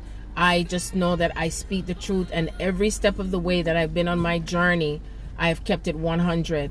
I have shared the most intimate aspects of my journey. Anything else that would have been even more intimate, I feel that I've exposed at least most of it for the most part.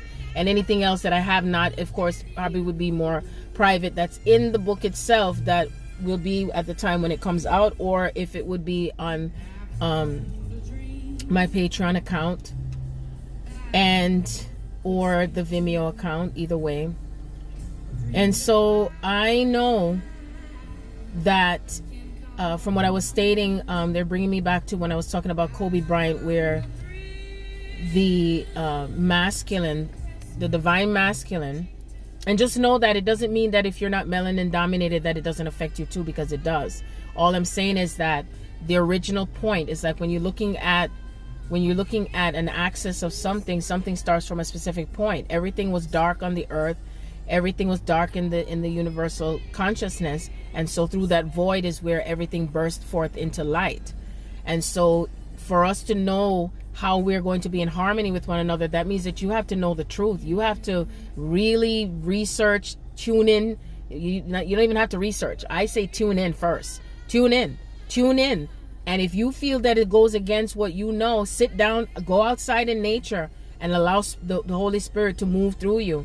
Allow Spirit to move through you.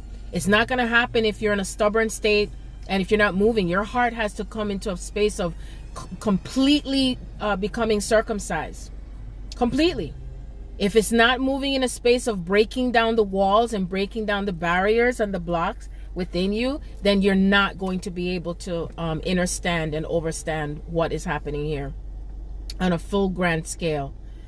And so 2020 started the process.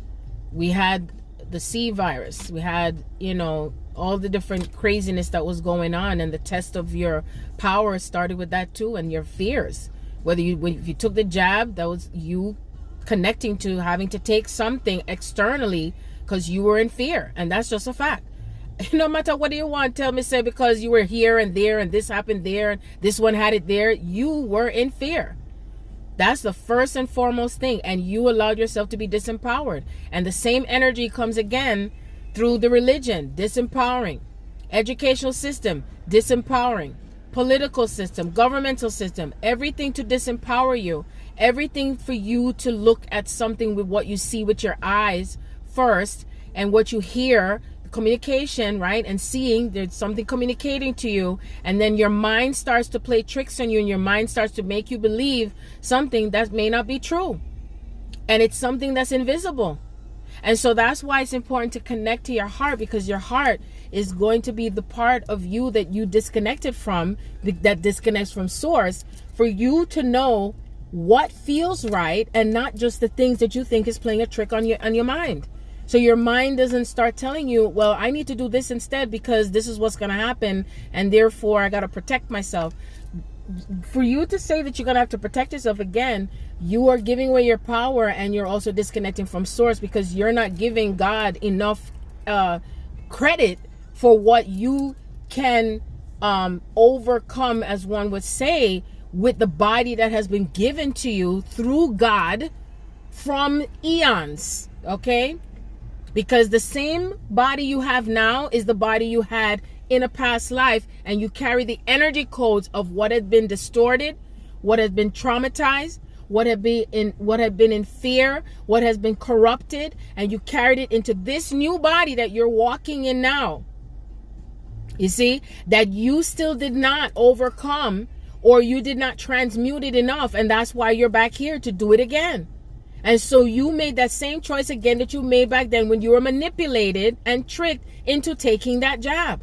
And so that now can set you back, or it can move you forward where you repent, and then you ask God or ask Spirit to show you how you can move through this layer and how you can correct something, right, with what you are having to look at. But that means you have to face it head on, and that means it comes from you organically, that you know you made a mistake, organically, to how you can correct it. You see? And this is, of course, without judgment, but you have to face the truth about the decision that you made, because you literally altered your DNA. You altered your DNA. You also corrupted the cells in your body, your bloodstream, everything.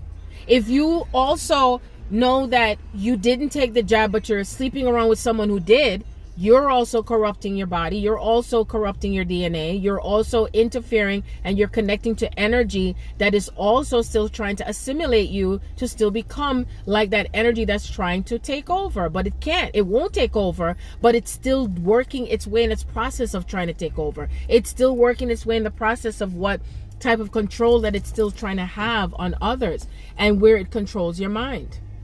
So you see, there's so much different demonic type of energies running rampant, I'd say, all over the place that you can't see. That's the real war. That's the spiritual war. That's the real war that's going out there. So even though they're talking about nuclear war and rumors of war, remember that's what the scriptures wrote? Rumors of war and this of war. There isn't anything that's going to come across as a nuclear war. They're going to say it, but it's not going to happen, because I'm telling you that the extraterrestrials are going to stop it. They're not going to allow it to happen. You see, so that's another plan, again, a game plan to try to put fear.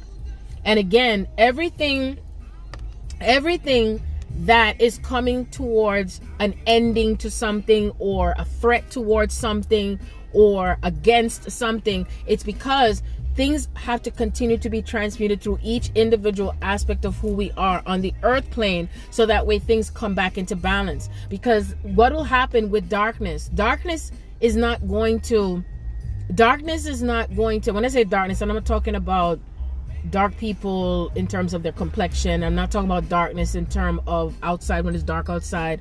I'm talking about darkness in terms of the negative energy. The energy itself that it represents the opposite, the other side, the polarity. And so that darkness itself in consciousness, right? The hidden things, the stuff that is still not being seen and recognized, because you got to recognize and see the darkness. You have to be able to face the darkness. You have to be able to witness it, see it, feel the uncomfortableness with it. You have to be in the fear with it. You got to be with it and sit with it. You really do. Because if you run around and skirt and pretend it's not there, then it's going to still keep perpetuating. Seriously. And so when that darkness itself, as it's showing itself, the way that the darkness is going to be changed or transformed is that it has to be looked at, and it has to be brought into its awareness. So just like how the darkness of things to do with those so-called people that claim that they're better than anyone else or whatever, and their religious factions and stuff like that, it had to come out. It had to come up. It had to surface out. That is the role that ye had been given by Source. Ye, also known as Kanye. He had to bring out the information. See? Now, it's not every single thing he says is true in the completion of it, but he articulates things in the way that he does, and it's for you to decipher the codes. Do you see what I'm saying? And so however everyone interprets the data and interprets the information, and no coincidence, his sun is in Gemini. He's Gemini. And so his information is going to trigger. And it's also where we have to go back to the beginning point, right? The starting point of where things descended in consciousness on the earth is started with our black men. Also, AKA melanated dominated men. AKA the dark tall beings, aka during the time of Atlantis, aka when technology was also connected to us, and we allowed the technology, and who was having more power with technology, just like how they're trying to come with the nuclear this and that. It's the same characters that are playing out everything right now. It's the same thing running in the background in that program, you see. And so again, this is, for me, I know I did not participate. I can feel it. I did not participate in wanting anything to go in my body that was going to go against it, right? That's first. Number two, I feel like for me, I was trying to help as many people to go towards the path of where there wasn't that manipulation. And so it broke my heart. And I felt like there were a few of us that had to flee. We had to leave. Oh, I see 1:44. It's been 1 hour and 44 minutes. I see on the recording. And there's the code, the 144 code. And so There's some of us that had to flee. There's some of us that had to take certain information. So many of us had to go in remote locations and stuff like that because we were warned ahead of time of the destruction that was going to happen. We were shown ahead of time what was coming. That's the gift that's given to us. You see? And so what happens is, because when there's majority of people that are in destructive mode, or they're weaker minded, or weaker in their hearts, and weaker in decision making, and weaker in where they place themselves in terms of what is given to them as a label or whatever, and who they are, and what it does is that it brings down the grid, because we're talking about consciousness. We're talking about where Yeshua says where two or more are gathered in this light, this Christ is what is created. So now that it's in reverse, we are recreating where we're coming back into our awareness. It's not that it was never there, but it's because it was dormant. Right? You got to wake up the cells of the body, wake up the cells of each part of the body, wake up the cells in your mind. That means that you're also being aware of your sexual organs, and where you're placing your sexual organs with someone who's not equally yoked with you. What are you creating there? If you're allowing yourself to be in the company of lower vibrational beings and people and beings that are into ritualistic type of things, and the programming, and where it takes you, what does it do for you? Because your compass is going to be your body. Your body is going to feel like, this doesn't feel right. I don't know if I want to do this anymore. And it's uncomfortable because you want to fit with the crowd, or you don't want to look bad, or you don't want to look like as if you're not cooperating. But this is where you got to break it. This is the breakthrough. And you see, when you break through also, when things had split, those beings, the ones that went against us, there were those within the camp that looked like us, black, and the ones who are not black, that spread gossip and news and information. That's where the mind is again. There's Gemini again. They spread gossip, news. They twisted things around and created chaos. So that way we split from each other and break apart from each other and turn against one another. You see? And so in the case of ye, and we're going to use ye as an example, because you're going to be the example that's placed when you speak up and you talk the truth for what the truth is. Nick Cannon spoke the truth out about this, and he went and apologized. I found out Michael Jackson apologized too. I saw a posting, of different people, different celebrities that apologized. And whether they're celebrities or not, because you know who you are, that you go and apologize for things that you know that is you know what the truth is, but you go and you backtrack and you backpedal. Then how do you think the earth is going to move forward if you're backpedaling and backtracking? So this is where it comes to where we lift each other up and support each other, even if we don't say everything to our liking in completion. Like, you may not get the 100%, like you're going to meet someone that, they talk exactly like me, they're going to look exactly like me, and we're all going to be exactly doing the same thing. That's a fucking bullshit lie. Okay? Because it's not going to work that way. It's using your discernment, and you are healed, coming from a healed place or a healing place where you get the greater picture as to the purpose of when someone is speaking and what is the message, that you're not throwing out the whole baby in the bath water with the water. You're not throw out everything, because that's how you stay stuck. That's how you can't move forward. That's how things don't shift in your life. That's why it stays the same. That's why everything just continues, repeat, over and over. And there goes the curse. There goes the spells. That's how you're caught up in the spell. Because people say, I'm woke, I'm aware, I'm awakened. No judgment now, but I want you to see it again. How deep this goes. It's a spiral. It's just like when they say they're trying to get down to the core of earth, deep down inside, and it just goes on and on and on. It's infinite. And the game is, I'm going to say the word game, can you get to the point where you're able to find yourself within the truth of what things are from a higher vantage, while you're still in the physical realm and you're seeing how things play out in the physical realm, but you're able to use your discernment to read the energy first, put the pieces together, look at it metaphysically as to why things happen the way it does. What does it mean? Where is it taking us? Because we're all doing this together. We still together in the same thread. You know, but just it's coming through differently, which is okay. You see? And again, the more the heart is open, the more you'll be able to see. The more your heart is open, the more you'll be able to see. Again, the more your heart is open, the more you'll be able to see. And I'm not talking the physical eye seeing. I'm talking about the all eye seeing. The all-encompassing seeing of everything. That's why Yeshua had the ability to see how everybody felt all at the same time. And I know that was not a comfortable thing to experience, but I understand it, because sometimes that happens with me too, where I'm feeling everything all at once, and I'm like, oh my God, how do I get through this? Oh my God, what is this? Oh my God, this is crazy. Oh my God, this goes deep. Like, how do you sift through this, right? And I tell you, what I have to do is I have to stay centered. And I don't run from what is showing up in my 3D reality or my physical reality. I pay attention to my physical reality. And I also look at things in fairness for how I feel. I weigh and measure it. And then I know that for me, and for me to feel free inside, I have to talk about it. I have to feel into it. I have to let my body take it in. And then I have to let my body transmute it. And then I rise again. And I rise again.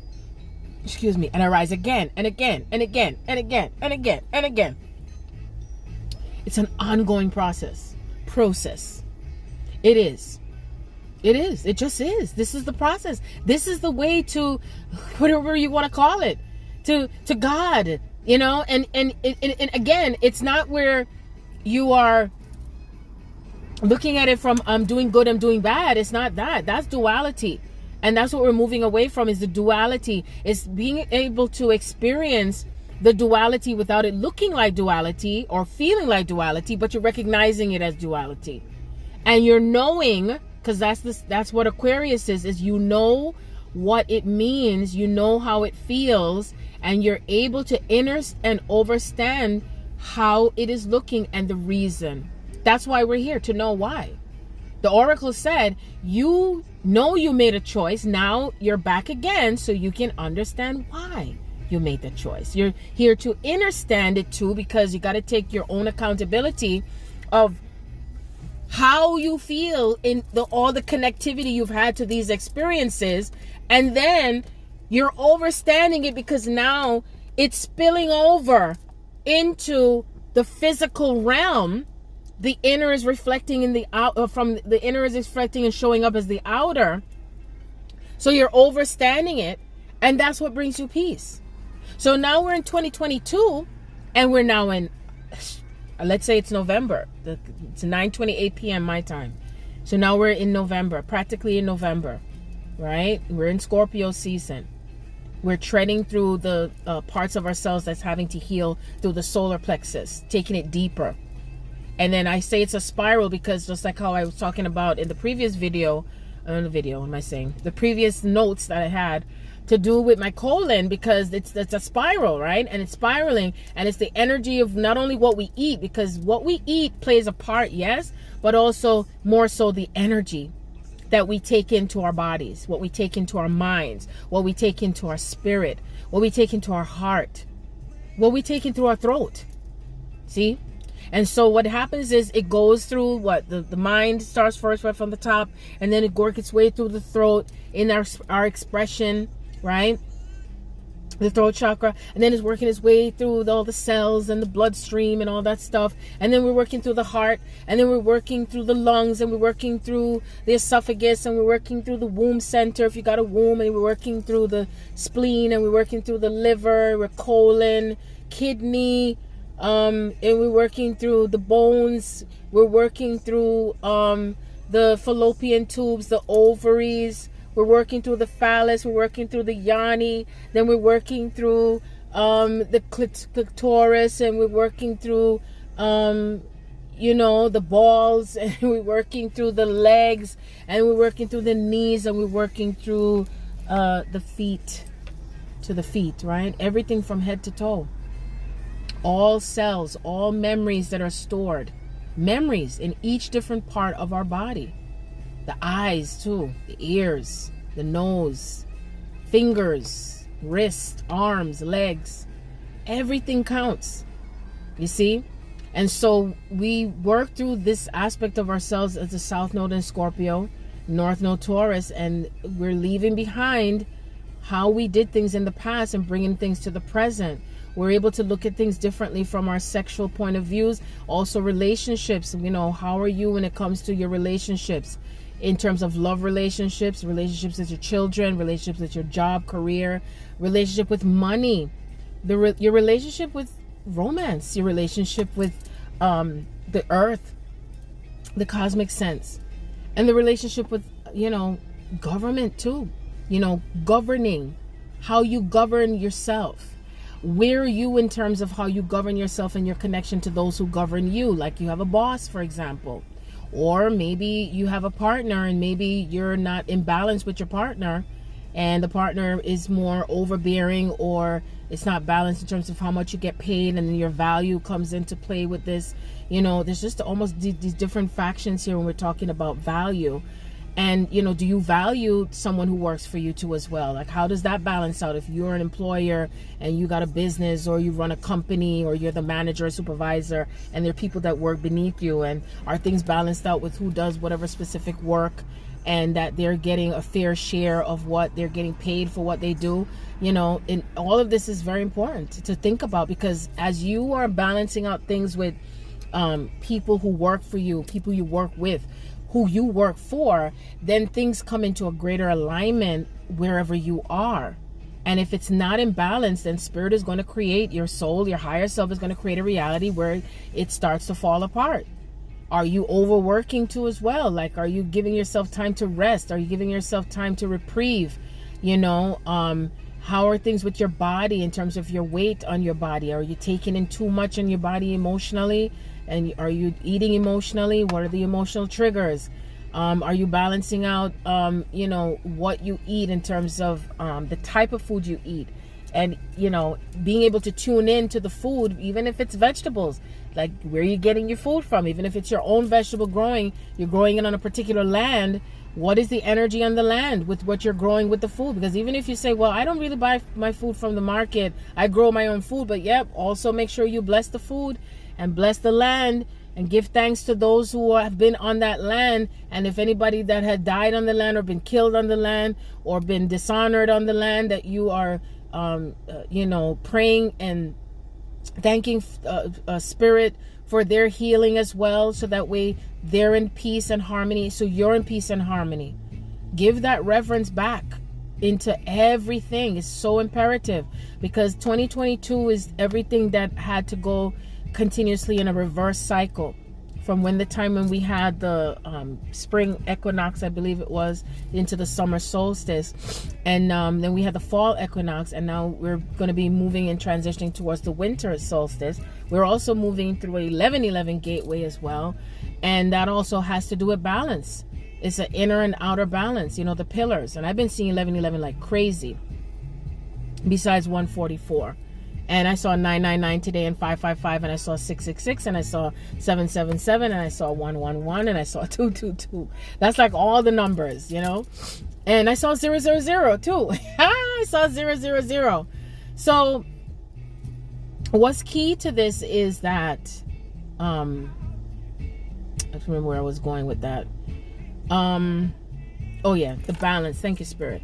The balance, 2022, is the balance of going back to where we were, where we had to go back into the past, right? The past timelines, all those timelines, Atlantis. That's why everything had been coming in to do with Atlantis, the Grand Canyon, you know, the travels that were made through the Grand Canyon to Kemet, or from Kemet to the Grand Canyon, whichever it's, you know, whichever way that it went, forward and backwards and forward. all the different lands, all of the different relics and things that have been discovered and unlocked. And yes, all the identities that we've had and all the identities that have been created. And so now we are redefining, I don't want to say re-identifying, redefining who we are. So when I think about my divine masculine, he's having to redefine who he is, where he had power over people. I had power over people with him. And not power over people where we are overpowering people, but guiding people, leading people towards a higher state of consciousness.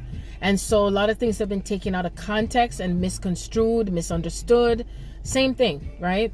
And and then so we had to work through our own wounds of that feeling of feeling dishonored by people that we helped, feeling shit on and misunderstood, and having to always leave out of these lifetimes not being able to fulfill our desires of being together and being able to live out our life in peace. You know what I mean? And in our hearts, we always want everyone to have the best. But if you don't accept and choose to have the best, how can you receive it if you're not ready to receive it?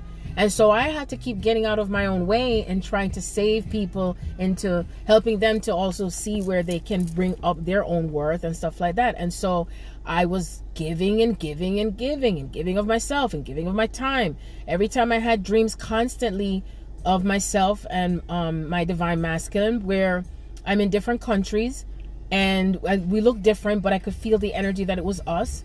And every time we were getting ready to either make love or to be together or something, there comes people knocking on the door. They peep into the window or something. Every time I had the constant dream. And I knew that these are the things that happen in past lives. And those were some of the blocks and the barriers is people. And it's like the phone calls and people that come in and say, hey, I'm like, they try to act like they're me. There are people that pretended to be me. People in my life now that I knew that pretend to be me, act like me, or come across like me. And what it is because they're jealous or envious, and so they lie and manipulate their way into our circle. And this is what happens to you too. And then what they do is they try to take on, you know, our identities instead of just being themselves. That the same thing I have, you can have too. And to love yourself unconditionally, to love yourself for who you are. And so what had happened is that because when your heart is so pure and your heart is so clear on how you want to help others and how you want to, you know, forgive people who are like that. But the thing is that we didn't put them in their place. We just let them slide along and just like, oh, it'll be okay, and turn the other cheek, and they're going to change, and they didn't mean it. It's okay. It's all right. And that's the kind of stuff I'm talking about that has to be different now. Okay? Because some people can interpret it, well, we don't want to be mean, and we don't want to be, you know, non-Christian, and we're not going to be spiritual. That's bullshit. Because we can't allow people, we got to call them out for what it is. Now, that doesn't mean it's not compassionate. Oh, it's very compassionate indeed, because enough. We just cannot allow people who think that they can bypass, like spiritual bypassing, or they pretend, or they act like something's not happening, you know, and you shake your head like, what the fuck? Like, are you kidding me? Stuff like that. You see? Or people who don't want to take their accountability for their own healing, or they don't want to take accountability for where they are in consciousness. And so they try to leech onto you, and then when you allow them to leech onto you, then everything's going to start to fall apart in your reality. And that's why we have to separate ourselves, and sometimes you have to blast them out and tell them about them parts, like we say at Jamaica.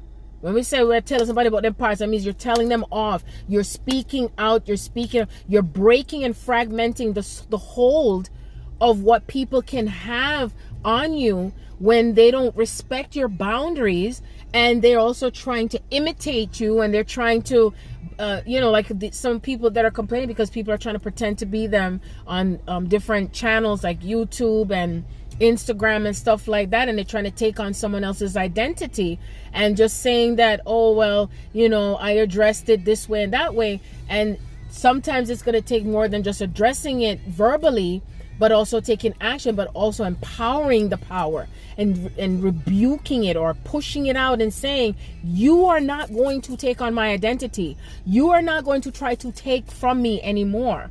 You see, you're not going to pretend to be something you're not. You're not going to be false in front of me or anyone else. You're not going to try to trick. And so we can't allow ourselves to be tricked anymore. Trick or treats, tricks or any type of manipulation. See, that's the key.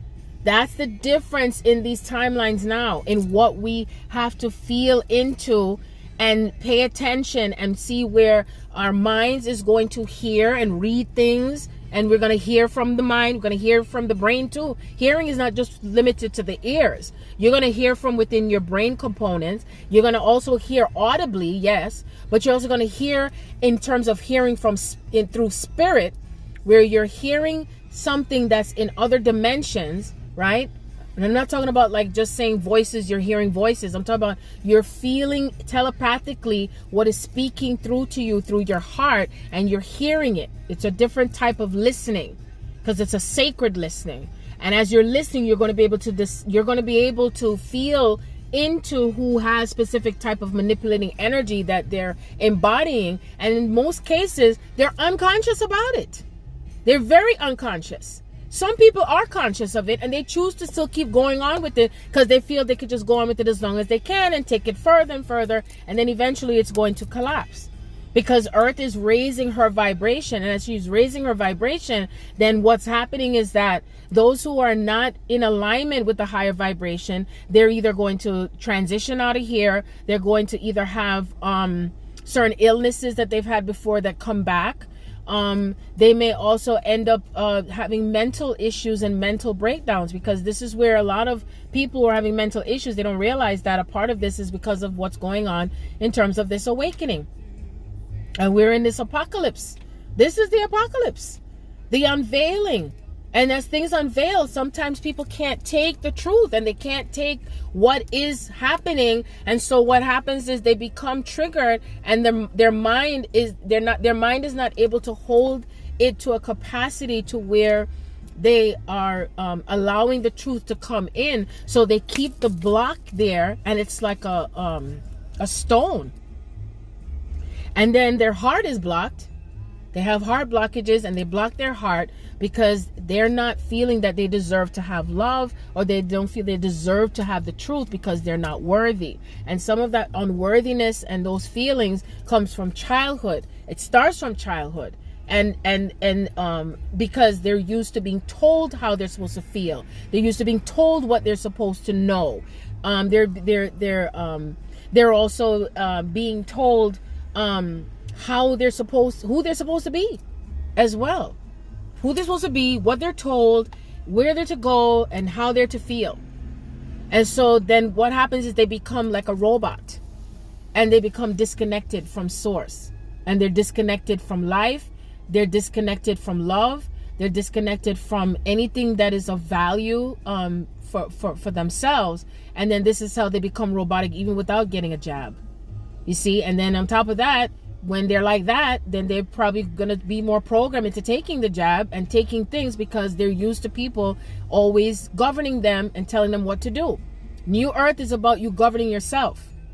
New Earth is about feeling into the vibration of love in your heart while you're navigating through your mind in how you communicate, and how you communicate not only through your throat, but also telepathically through your mind and your heart.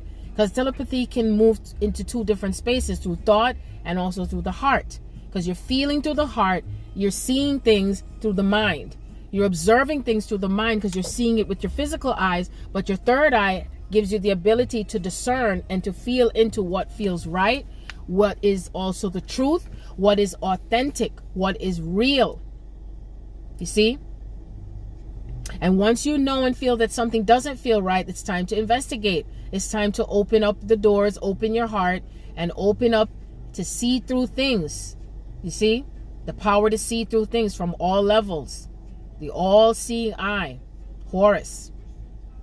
Or I forgot his name, Heru. You see? This is where the true power comes in. Because when you're on that level, nothing can come in and try to mess with your ass. Oh no. It's like a shield goes up and it blocks that motherfucker. It blocks it. Like it can't penetrate. But when the wall is broken down and you start to become disempowered, then it can come through. Then these lower vibrational type of entities comes through, and that's how it can take over your mind. Sometimes it takes over the entire being of that individual. And then what happens is they're not able to connect to anything anymore. You see, unless they break out of that spell. So even if someone tries to put the nanites in the food you eat, or you try to eat, your spirit is going to right away warn you. Or even you might just end up finding yourself like, hey, I was supposed to go to this restaurant and go eat this, or I was supposed to go over here to get that over here, and it didn't happen because your soul, your higher self, you allowed your higher self to be in the driver's seat, so you know that you're always being directed in the right direction at all times, and you're protected. The protective shield goes up. Those who are the chosen ones, we are protected, through and through, protected at all times, and we take accountability for everything. We will know not to be in certain locations. We will know not to be around certain people. We love them and we let them be where they are, because that's just the way it has to be. We leave that to God. Some will be absorbed by the light. Some will be transitioning. We're going to see a lot of people transitioning off of this planet. I'm hearing other people saying the same thing. They're getting the same messages. I'm not having any conversation with them. They're getting the same memo too. And those who are transitioning is not subjected to color, skin, or culture, or whether you're this or that or whatnot, or where you came from, how much you inherited or whatnot. You're a good person. I did good, and that's it. And you're just living your little regular daily life. It doesn't work like that. That's not how it works. That's not how it works, because you see, as we get closer to the physical aspect of, what's coming in, 2023 is the number 2 plus 3 is 5 plus 6, 5 plus 2 is 7. 2023, that's a 7 year. That year itself alone is going to be where we're really going to see spirituality on an all-time high in how it looks in the physical realm. That has never been seen before. And then the way they're showing it to me, it's like as things are breaking down, right, in 2022, and things that are exposed now in 2022 that have more likely been exposed already before, but it's just being re-exposed, if that's a word. And then what happens is the reverse cycle itself is where everything that had gone against us, which how we word it, right? Because whatever is for us is always for us, even if it looks like it's against us. So we give thanks even for what has been against us. And so as it has been against us, what happens is the karmic cycle itself is turning the wheels where everything is coming into its prosperousness. And when I say prosperity, I'm talking about wealth and health, both. So whatever you have to work on to do with your health, you got to work on your health.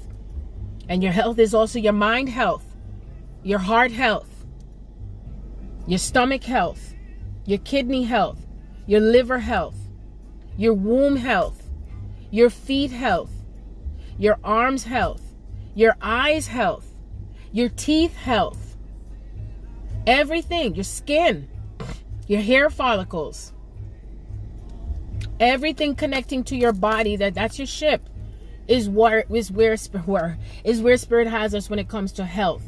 Your health is your wealth. And as your wealth is restored, everything else outside of you will start to magnify that wealth. It'll start to show up in your reality. In the meantime, it's going to break things down. So you're going to find things breaking. Just like what happened with me. Things are going to be breaking. Things are going to be lost. They're going to disappear. Things are just going to slip out of your hands. I've been spilling drinks like crazy. And it's like the vibration itself is so pulsating that things are responding to my vibration so strong because my energy is stronger now. And I can feel myself feeling more powerful. And it's like I feel the rippling of that energy and power that I have within me. And it's like, as I know that as I command things, it is boom, that's it. It's like a bolt of energy. So I know that as you are going through your awakening process, be aware. Write things down if you have to. Observe. Take notes. You might end up going back to those notes. Pay attention to your dreams. Pay attention to your dream realm. Pay attention to what you're feeling energetically. Pay attention to that, because everything that's going on, again, is happening in energy first, and then it's coming into your physical reality. You have the power to shapeshift your reality. If you're settling for less in any kind of relationship, and you know what settling for less means, that means that you're just accepting it for what it is, and it's just comfortable for you. It's the best that you can do. If you're allowing someone else to dictate to you what something should be for you, or what something should be in your life, then it's time to make a reassessment again in being able to move forward with what you're creating in your life. Because before, in the past, we used to be able to just accept what somebody tells us and what we're being dictated to and what we're told to do and how we're supposed to think and what we're supposed to think and how we're supposed to feel. And then what ended up happening is that we were creating at a level of like maybe 2%, because then there's always something that makes you feel like you're at war with yourself or at war with someone else or something else. You see, that's what it does. And the more that the energy and the density of the planet is clearing, is the more that things are going to start to flow in faster and faster, because the veil is having everything come in, both the negative and the positive, because we're moving back into the center, into the vortex, into the black hole, as one would say. It's like different pockets of vortexes and different timelines are all operating simultaneously. So it's the creative and the destructive power all at once. And during this course of destruction and progression and power and prosperity and the fall and the less losing, gaining, all at once. Because if you can't know who you are and what you have until you experience the opposite, you see? And so the balance of things that are coming forth on the earth is going to start to magnify even more as more twins come into balance. And then as more twins come into balance and everything that's reflecting in that power in the mother father principle, it's becoming more intense and embodied on the earth. And I really know that when 2023 comes in, again, the power of the destruction is going to show itself even more magnified, and then the power of what is being restored is also going to be shown up and magnified, and is going to be recognized by the opposite side. So in other words, everything that has gone against us, that came from the dark side, as I'm going to say, the negative dark side, and those who are those entities that walk the earth, that are a part of the AI and a part of manipulation and lies and destruction and greed and control, rituals, all these different things. That side itself is going to recognize the glory of the divine. It's like, this is, where they're going to say, oh, God is God. This source, highest source of creation, is in existence to itself. Because, it's like the creation itself has to see itself too in what it has created. And what it has created itself, the only way to is through. And it is through the darkness, again, through the destruction and through the fall itself is how we rise and rise again. And so on this day forward, we give thanks to what is risen and what is rising through what which we cannot see, what which we can feel even if we don't see it, that which we are hearing even if we are not able to tell what the truth is, but we will now, because the gates have opened for us to hear. The timelines are open for us to hear from the highest perspective, that we're able to interpret more than what we see, because we're feeling it, and that is how we're interpreting it. And as we interpret what we feel, because we're connecting to source creator, that's where divine love comes in. That's where the true highest form of expression of that forgiveness comes in for yourself. Remember, the forgiveness is for you, because as you forgive, you're able to let go and you're able to feel freer. You're able to feel at peace again. And the time may come where you're going to go back. Maybe you might go back into the righteous anger, and it's okay, because that is the nature of who we are. Everything that connects back to the nature of who we are, we can't move against it, because if you move against it and suppress it, then what happens is it combusts at a certain point where it becomes too destructive that you can't do anything to rectify the damage that has been done. So that's why we have to be more aware of where the energy comes and flows through us to the chi and the chai, and forgot the name how they call it.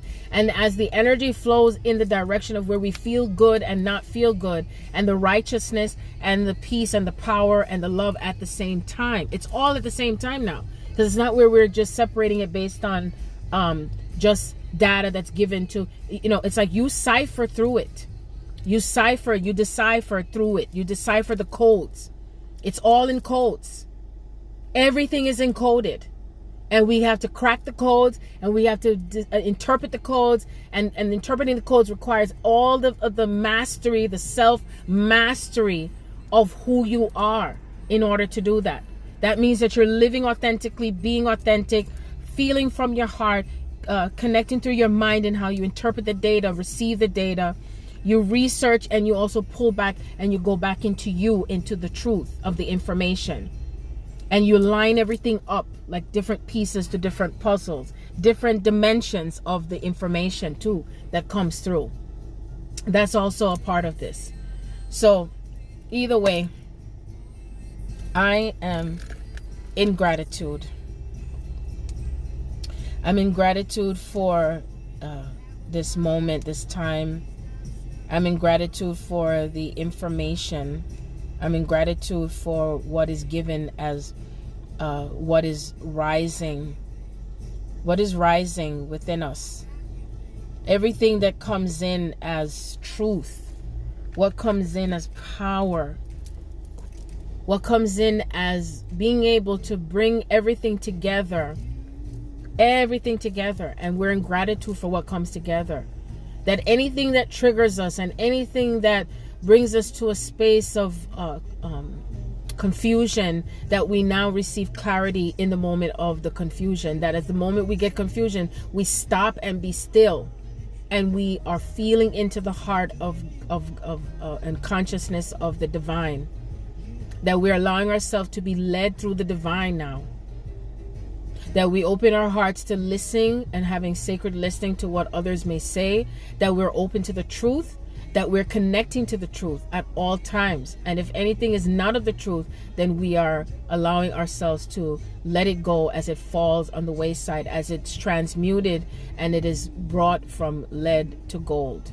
And so on this day forward, we're grateful for what's coming in for the All Saints Day. We're in gratitude for the ancestors, all of the ancestors that have passed on, and the ones that are still here that have passed on, but they're still healing and working through us. We're grateful for the assistance that we receive as the veil is thin. We're grateful for the assistance that we receive as we move into 11/1/2022, 11111. More ones. And as I look on the recording, it says 2 hours, 22 minutes, and 26 seconds. 22222. And so on this note, I'm in gratitude, giving thanks and praise to the Most High, as we are children of the Most High. And everything that comes through and flows through us, we are protected and we are guided always. And that anything and all things that we are receiving, that we're receiving it through power and through grace and love. And so it is. Ashe.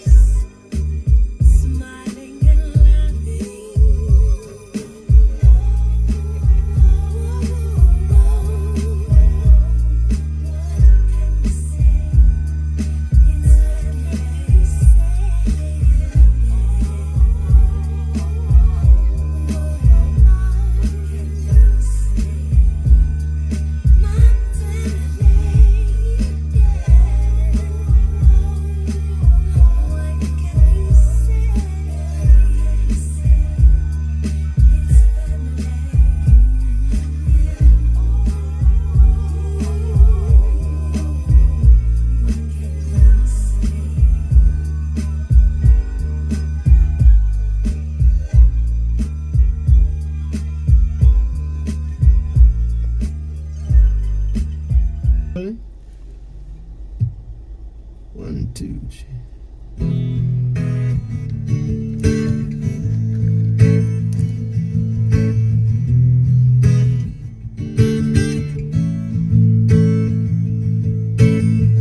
I don't condemn, I don't convert. This is the calling, have you heard? Bring all the lovers to the fold. No one is gonna lose their soul. All my days I've been searching to find out what this life is worth. Through the books I've looked, through time I've searched. Love is my religion. Love is my religion. Love is my religion. All we need is love. So don't let nobody stop us. Free spirits have to soar. With you I share the gift. The gift that we now know. I don't want to fight. Hey, let's go fly a kite. There's nothing we can't cure. I keep you in my arms for sure. Love is my religion. Love is my religion. Love is my religion. All we need is love. All we need is love. All we need is love. All we need is love. All we need is religion. All we need is religion. All we need is religion. All we need is love. All we need is love. All we need is love. All we need is love.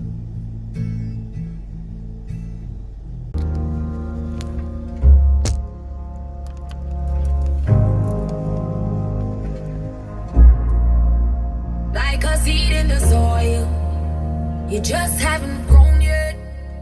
The power you hold, you don't even know yet. But baby, I know to lead is your purpose. It's deep in your bones. Of this I am certain. You fight with the noise in your head. Got a lot of weight on your chest. It'll be right in the morning, right? Come on in, right? Come on in. I see it in your eyes. I know you're gonna rise up. Up when the sun comes up. Up when the sun comes up. Hold your head high. I know you're gonna rise up. Up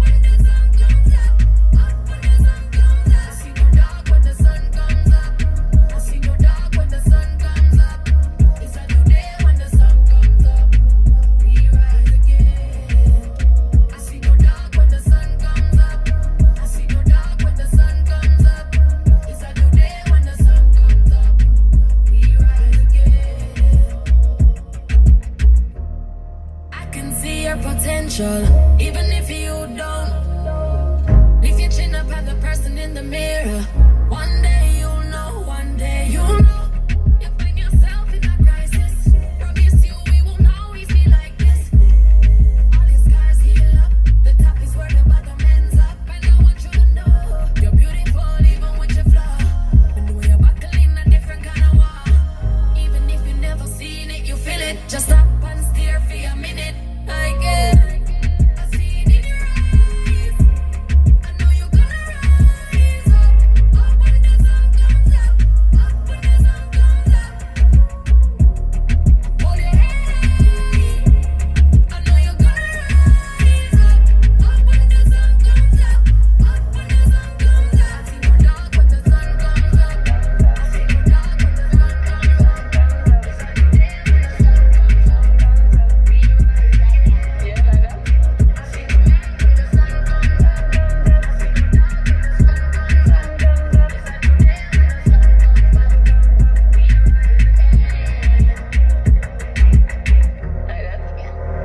That's how you do it.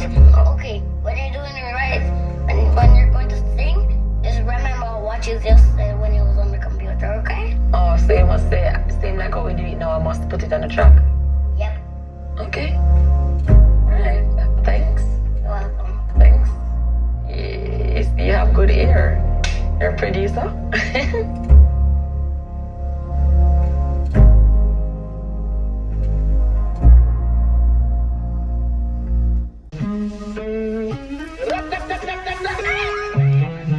I shouldn't say first thing in the morning, when I wake up, thank God for life. Look in the mirror, say, bitch, I'm the best, best, best, best, best, best, best. Wait till the blast, blast, blast, blast, blast, blast, blast. Bitch, I'm the best, best, best, best, best, best, best. Wait till the blast, blast, blast, blast, blast, blast, blast. No matter where you try, you can never be me, never I. Keep petting from the side, baby, take this blood clot worldwide, wide. Never had to pretend, I'm a 5 times 2, that's a 10, 10, 10. Never ever beg friend, if they're not with me, no worry about them. Whoa, blind man can see it.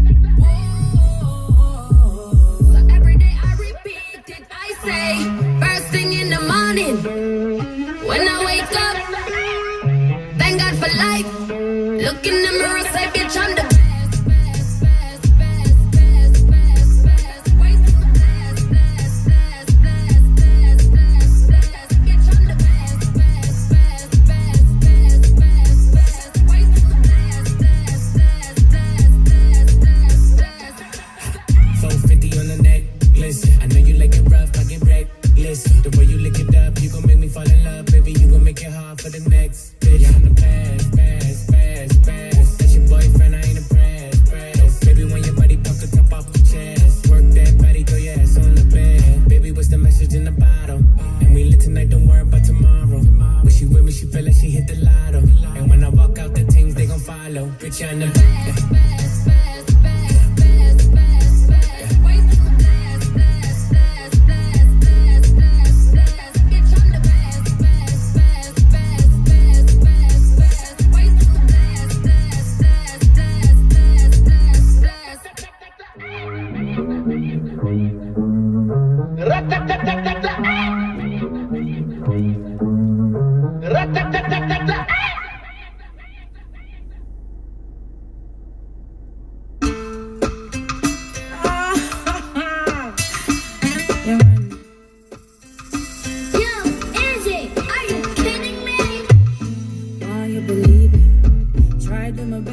Purpose all the way till the massive and a season. Now see the rest, I pre them vibes, yeah, from what day? What is the reason? How them I go on like some never pour one time. My head is not up in the sky. Oh, you don't know what goes on here behind my smile. Me, I make them know every day is a choice for rise. That's how it go, vampire. I try to protect my life. Will not forget this voice inside. 'Cause I'm blessed, I'm so blessed, I'm so blessed, I'm so blessed.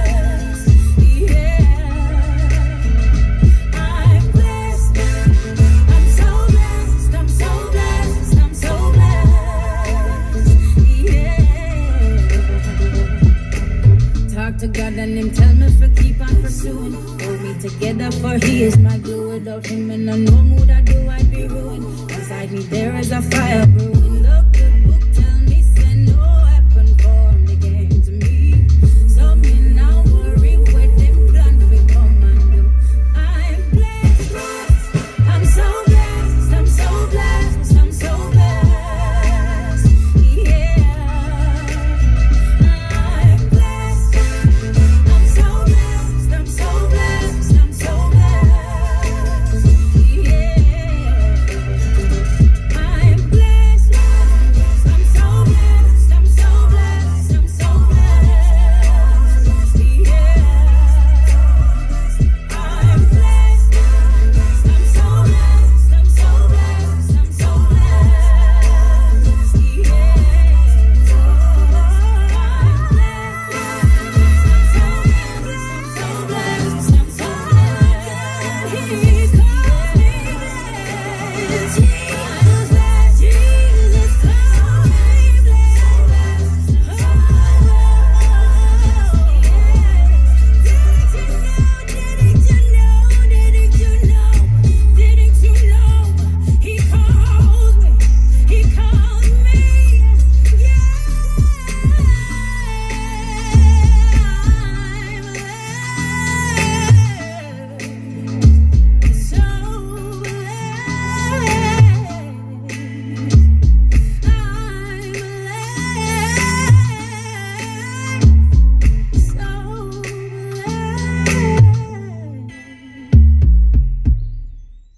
And video recording the sink. This is the hole that was made by this jar and this that fell in the sink. I have never heard of such a thing. And these are the pieces of what was broken.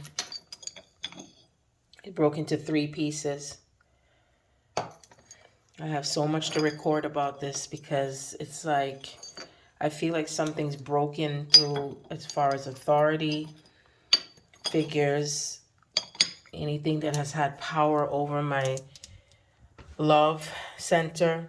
It's no coincidence that it happened on the left sink, which is feminine. That's the feminine energy.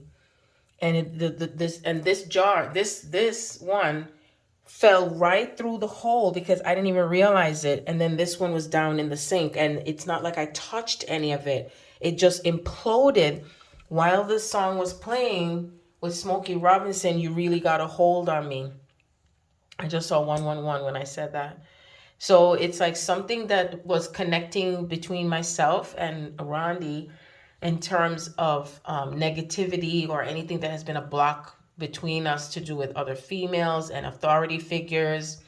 All of that energy, all those blocks is broken, and it happened like near 7 o'clock in the morning. It was around 7 a.m. in the morning when it happened.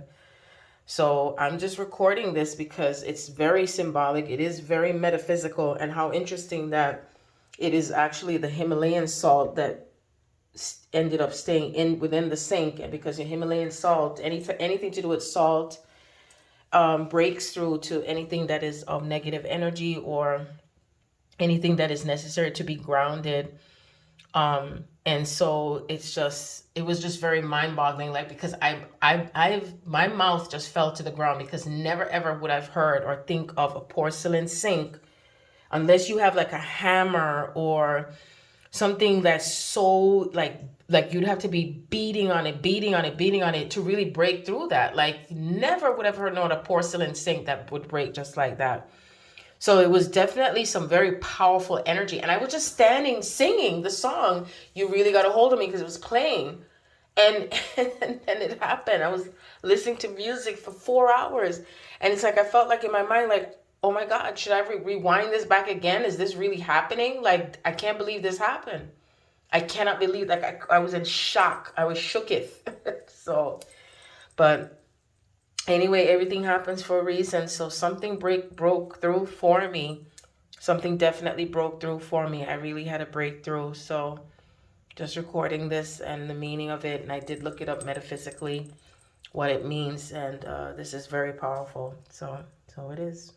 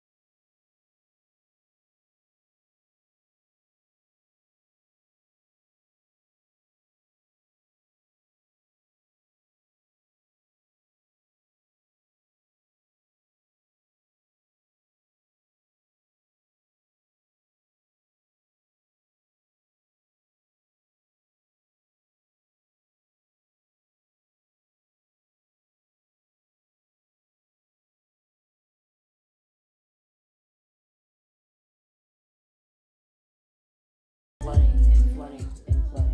Wait, this house? Yes, and it kept filling. And there was a hurricane? It was like a hurricane because it just kept raining and pouring, and it was like all the water was just leaking from the roof. That's a good dream. Do you know what that means, right? That's abundance. That is abundance right there. Yes. Mm-hmm. I mean, you look like your father. That's abundance right there. When did you have the dream? And it's funny, I had a dream to do it. Our cousins, okay? This is Sandra, Celia, Cecil, Marcia, Lorna, Loy, because all of them siblings, right? They're all from Uncle Carlton. I don't know if you remember that because you were little and you met them. And I dreamt that we were holding hands, but Cecil didn't hold my hand. It's almost like a part of him was like, yeah, I accept her, but I don't accept her, but I still accept her. It's talking about me. So I'm holding Sandra's hand because she and I are 4 days apart, and he's holding up his hand, holding the Bible, and then his other one of his sisters was holding his hand, and he just started putting out energy out there that everything was being restored and everything was coming back into it. Power, whatever, and like putting like a sort of protective energy around stuff like that. So this was the day I had that dream.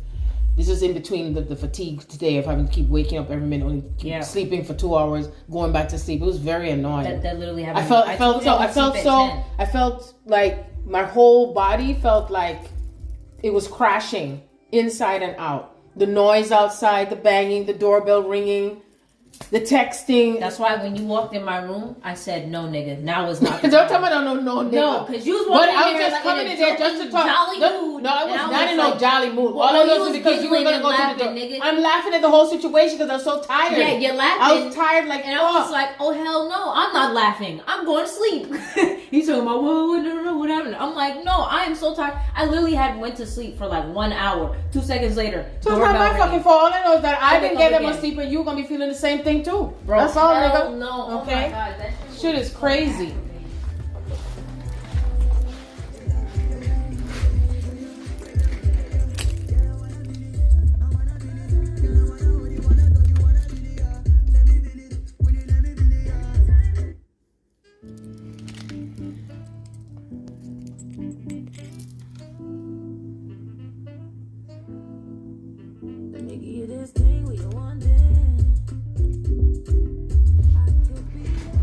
School in Jamaica be like. Set rules, set laws.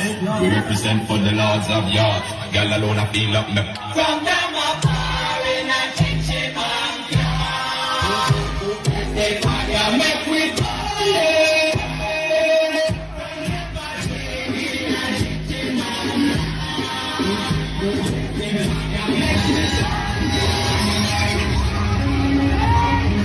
ready.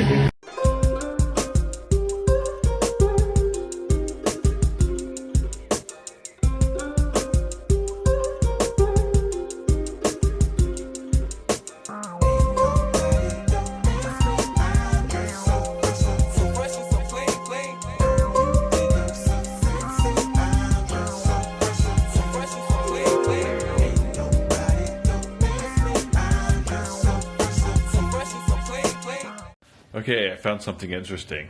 This guy here is Semon Toko from Africa. And I'm going to play you a little clip, and hopefully you'll be able to hear this about what he's all about. So the story goes that in the 1960s, there was a black man in Africa who came in with abilities complementary to those of Jesus. And he was performing miracles. He was starting to get people to listen to what he had to say. And the cabal tried to kill him. And, you know, they could shoot him in the head and his skull would just regenerate and the flesh would grow back and he was fine. And, you know, so the crazy story that I heard, which, and remember, I was told at the time that if I disclosed this, that I would be killed. And I ended up putting it in the book anyway. This is David Wilcox. The story was that this guy, you know, they finally said, okay, we're going to bring you to the United Nations and share your message with the world. Let's get you on this flight. They bring him on this flight, and instead of bringing him to the United Nations, they shot him repeatedly, and then actually had some kind of meat grinder device, and basically like a bandsaw, I guess, and sawed up his body into a whole bunch of pieces, put him in these very like radioactive shielded containers, and then had all these fighter jets dock with the plane and fly his body parts to all corners of the world, where then these containers turned them into ash. And they thought that maybe this would defeat him, like that his body somehow, the tissue was necessary. So if they destroyed all the tissue in all these places across the world, maybe they could defeat him. Well, he then regenerated in their offices and was fully fine, fully intact. But the sad part is that he said, you know, you guys so badly do not want me to be here that I am not going to be able to do any more. You're going to get what you want, but bear in mind that in the future, many others like me will be coming, and when they do, you will not be able to stop us. Wow. Many others like me will come. Many others. A Jesus-like figure. That's what we're talking about. That's what's coming. Another confirmation of what's coming. 5D. Looking forward to it. And that's why I had to get up out of those big corporations so I could get directly to the people. And I want to talk about the Jewish comment. It's actually proving the exact point that I made. So many actors been bullied behind the scenes. So you even got people like Ari Emanuel asking people to not do business with me. That's how this town has been running for so long. They'll mute you. They'll try to mute you at all costs. We can't cancel Kanye. We can't cancel him. What'd you say? They can't cancel somebody. I mean, you definitely. You got us, bro. Look at that. Even God's before, on your side, man. Even God is on all our side. God is alive. Amen. Yes. You know, so even He's though the master controller, we're on remote control. Exactly, we're vessels. Yep, exactly. So y'all still And had a there's a show, platform. too. This is the thing. They never expected someone to have the platform. It's not that anyone's afraid. They're afraid of us not being afraid anymore. And we're not afraid anymore. They can't use all the tactics. I'm going to finish. Wait till I get my money right. Tupac told me back in the days, you know, you had to get your money right and then you go to war. So I'm going to war. Excuse me, was you saying something? You can't tell me nothing. Y'all finally touched the person that's not going to take it anymore. You can't tell me nothing. Okay, can I finish? Interview adjourned. Peace. Hey yo, peace fam. So it's God, Ryan TV. Bang, bang, bang. Bliss up family. More life, abundance. I don't know already. Yo, family, check this out. You remember the light pillars in Russia the other day? Well, family, this is South Korea, man. Yeah, family, all lit up, super energetic. Family, what's causing this? We don't know. No one knows. But I have an idea. All right? We know that this is the works of the Most High.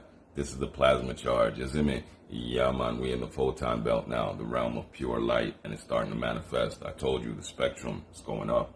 We're going to start seeing more and more and more. And the Most High is letting everyone know that the hand of God is involved in all this shit. You see me? And the Most High is going to conquer. You see me? The Lion of Judah shall prevail. It's the time of the light people now, the time of the golden age. It's us, family. Bun Babylon. More life for I and I. Let's go. Bang, bang. Yeah, fam. These are all the receipts you need right here. There's a much higher power at work. Fuck this world. Let's go up. Bang, bang. Got a state of mind, an insanity declaration when you decline. They manufacturing, I fuck over assembly lines. The cosmic order enforcer, no need to be cordial. See, I'm a starter, the dormant, the God-headed, indebted to the heavens for a posture that is God sent.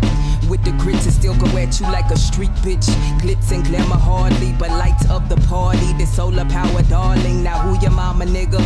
Saba make the game say I. Permission slips to move they wrist, they asking mother may I. Guardian is just approximate. For the sake of equilibrium, can't help but still be with the shits. Carry shell bell, gotta still give them hell. Oh Moses, please tell these folks you stole my steez. Been splitting wigs like the flow split seas.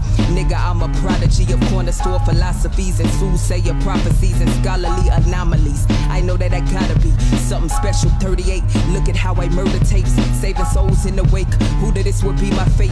Ankara, superwoman, cape, I'm your highness. Bird is a plane, nah, bitch, it's the pilot of this riot logic, too prolific. Golden epiglottis, Nasir, tier knowledge, hot topic, it's the motherfucking goddess, nigga.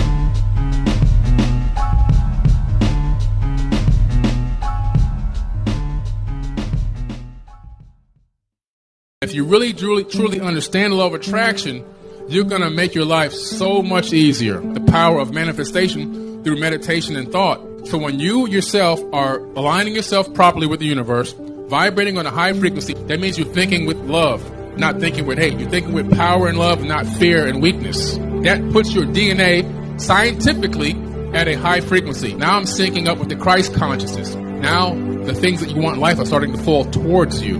You literally create a gravity well, and this is how the law of attraction works. Today we're going to tell you why we need restitution and reparation from the Roman Catholic Church. So, let's talk about how the Roman Catholic Church contributed in the transatlantic slave trade. First, they instructed Portugal and Spain to invade, murder, and subdue all sub-Saharan Africans. They identified us as black Gentiles, in which took away our rights, and they created laws that told people how to treat black people unfairly. Let's also not forget how the Roman Catholic Church benefited from the transatlantic slave trade. 1, they had a huge increase in tithes. 2, they had a big gain of political power. Let's also not forget how my ancestors' land was acquired by the Roman Catholic Church to build more Catholic churches like this one. And let me tell you how my ancestors were affected during the transatlantic slave trade. 1, they violated our rights and privileges. 2, they stole our lands and our resources. 3, they destroyed our family culture and our family structure. And you can't forget how black people are still affected by the transatlantic slave trade to this day. 1, we don't have access to our own land. 2, we can't trace back our own family lineage. And 3, we can't connect with our own people because our identity is lost. And after hearing all of that, we're here to tell you that we need restitution and reparation for the Roman Catholic Church. Right now! Right now! Today, I'd like to see us lay to rest this whole notion of anti-Semitism. The one thing that is an incorrect statement, because the whole idea of a Semites were people who lived in southwestern Asia, including northeast Africa and the Arabian Peninsula, who spoke Ugaritic, who spoke Ge'ez, who spoke Ethiopic, spoke Hebrew, who spoke Arabic. Those are our people. We are a Semitic people, therefore we cannot be anti-Semitic. Ashkenazic Jews are calling us anti-Semitic. We cannot be anti-Semitic because we are the descendants of a Semitic people. Let's lay that to rest. That was a weapon in the hands of the Jews since 1870. They used it against other people, but it doesn't work against people in Northeast Africa. Thank you. I'd like to see us lay to rest this whole notion of anti-Semitism. The one thing that is an incorrect statement, because the whole idea of a Semites were people who lived in southwestern Asia, including northeast Africa and the Arabian Peninsula, who spoke Ugaritic, who spoke Ge'ez, who spoke Ethiopic, spoke Hebrew, who spoke Arabic. Those are our people. We are a Semitic people, therefore we cannot be anti-Semitic. Ashkenazic Jews are calling us anti-Semitic. We cannot be anti-Semitic because we are the descendants of a Semitic people. Let's lay that to rest. That was a weapon in the hands of the Jews since 1870. They used it against other people, but it doesn't work against people in Northeast Africa. I love when you count me out. I love when you count me out. How you gonna wear my shorts when the lines run deep? How you gonna bend your love when the bed don't sleep? Beep, beep, crash your feelings in the middle of the street. Vroom, vroom. I don't understand, how do you not believe in any conspiracy theories? I understand not all of them, not most of them, but you don't believe in any conspiracy theory? You just think the government's just batting 1,000 and telling us the whole truth? That's a strong stance to take. And again, as I said before, I don't like talking about politics on stage or off stage. I don't like talking about things I don't feel like I'm truly knowledgeable in. But I do know this. Our government is placed in charge of all of its people. I'm a father who's been placed in charge of just one son. And I lie to that all the time.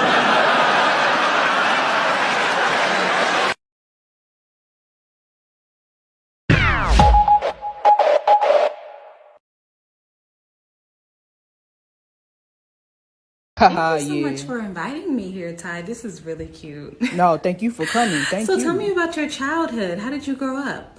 Oh, I had a very traumatic childhood. You know, it was terrible. Sometimes I have nightmares, night sweats thinking about it. I don't even get no sleep. Have you gone to therapy to sort of like, you know, deal with those traumas? No, baby, I need a good woman to heal me. That's it. I don't need therapy. Just you, me, and you can work through these issues. Well, would you consider going to therapy? No, baby. I don't need to talk to nobody. Oh, no, just baby, a good woman to be by my work. Excuse me, Sarah? What? Hey, what's going on? Can you pack my food up to go? Just yours or just his? You can do whatever you want. You can stay here or you can... I can go just out mine. and stay. You let him know. He can decide what he's going to do, honey. I'm not a nurse or a doctor, honey. I can't heal. Okay, we're not healing grown men in 2021. Okay. I know that's right. What the hell going on? So you just going to leave? Oh, okay.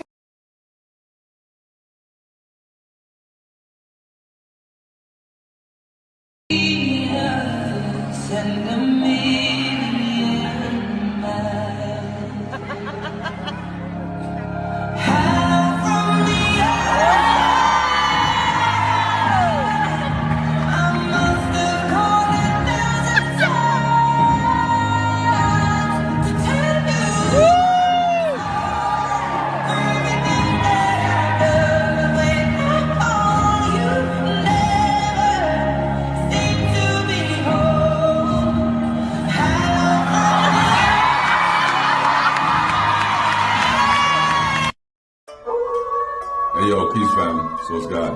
Orion TV. Bang, bang, bang. More life, bliss, infinite source, abundance for everyone. Hey yo, family.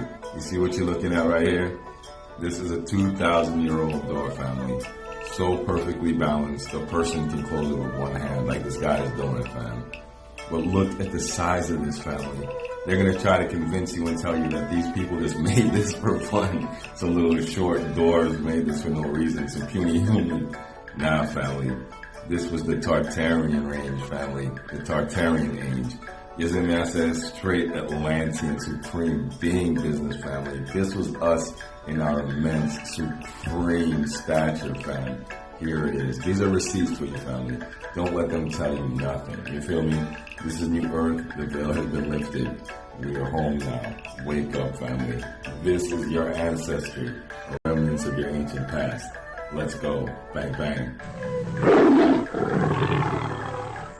Yeah, family. So you see what it is, right?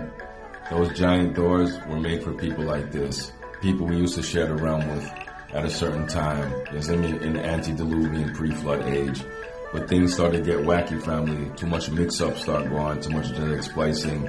And a lot of the giants started taking advantage of the little ones, you see? So there had to be a separation. You feel me? Too much corruption. So now everything's being cleansed and put back in its place. Yeah, family. And we're going to make our way home. Back to our gigantic stature again. In peace and bliss. You see me? In the singularity. Let's go. Bang, bang. So a lot of you guys want to know, why isn't anyone outside of our dome trying to help us? But the thing is, they are trying. This land right here, called the Ancestral Republic, is full of humans that actually escaped one of the resets that the custodians at Anunnaki placed upon Earth. The ancestral humans of the Republic are actively trying to free us inside the known lands. As you can see, there's an entrance here, and there's many more portals to get into the known lands and out. But every time a being from the Ancestral Republic tries to enter into the known land, it sets off an earthquake. The custodians and Anunnaki have such a tight surveillance system, anytime a being tries to enter into our dome, it sets off small or large earthquakes in the surrounding areas. So the beings from the Ancestral Republic can't get in through the entrances, so they're trying to figure out a way to make their own entrance, which so far they haven't figured out. They don't have the technology to penetrate the dome like the custodians at Anunnaki did. All of the portals to the known lands are guarded heavily by custodians. What does custodian mean? A person who has responsibility for taking care or protecting something. They are not taking care of us, and they are not protecting us. They are keeping us prisoners. Us humans don't even know our potential because of them. The Ancestral Republic are currently using technology that they got from the giants to try to figure out a way to melt the ice wall without causing floods. The entryway that they are trying to create is called the Summer Portal, but they haven't been successful yet. Another issue that the Ancestral Republic is facing is the fact that humans are so conditioned. They want to tell us about all the other lands. They want to teach us about spiritual growth and our true past. But they know they're going to be faced with a lot of negativity and hate due to our conditioning. So they really can't even help us unless we just all unite and develop ourselves as a race and acknowledge that there is another reality outside of our ice wall. We could be going on expeditions going past the ice wall, but the custodians are generating fear or straight up military intervention, like they forcefully will not let us leave. Now I'm gonna end this video with the clip from one of my favorite content creators because he is speaking straight facts. When a more advanced civilization meets a less advanced civilization, the advanced civilization becomes deified. That's why a lot of these advanced civilizations have something called a prime directive.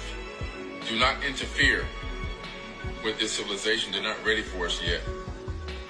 We can influence them in ways that will destroy their growth, their conscious growth.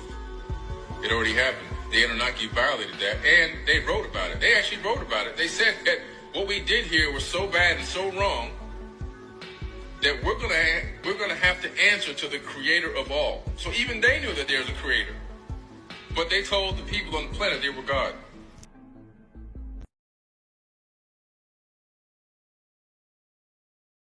This is First African Baptist Church, the oldest black church in North America. The building built by slaves. The gentleman that laid the first brick laid the last. The balcony hold pews that actually were built by slaves. They have the oldest information in this building. That information is written in cursive Hebrew writing. That information is written in cursive Hebrew writing. That information is written in cursive Hebrew writing. Written in cursive Hebrew writing. Hebrew writing. Hebrew writing. Hebrew writing.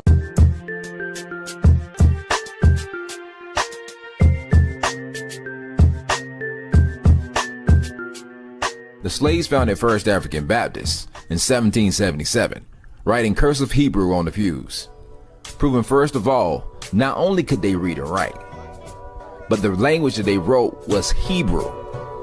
So it was not that the blacks could not read or write, but that they could not read or write English. Sound familiar?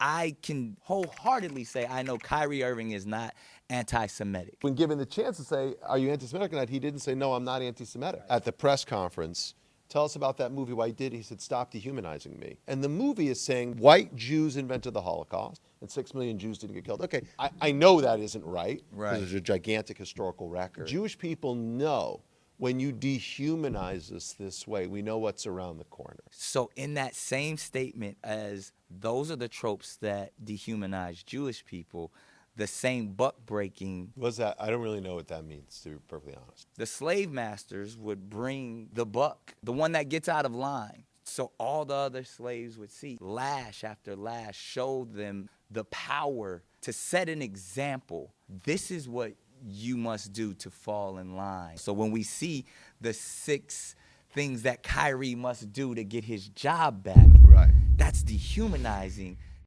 Tell me who is that make everybody mad, man? You know it's got it sober with a nappy-headed ass. I'ma grab everybody attention. Kryptonite to a nigga is fantasy of me driven by powerful magnetism. I ain't no motherfucking vixen.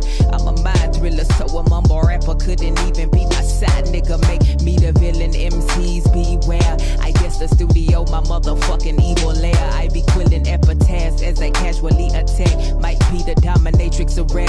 I fucking the game back to its senses. Sober nasty with it, unpredictable, miraculous. My essence ain't got shit to do with any law of averages. Nigga, I'm like Tupac's vengeance done sat with Andre Benjamin. This is Badu sentiments, booty might be bigger. I still pull your nigga, cause my black thoughts be real. As Zaya's mama Miss Hill, I display pure skills. My southern charm, my wit, like I'm from in my crooked letter, like I'm fucking with Crit. A big step, a top dog, like that boy Kendrick. But this is goddess, let's be honest, I'm my old top pick, bitch. Our planet has come under a period of ignorance, dumbness, and lowered vibration, and that time is now to move. It is past.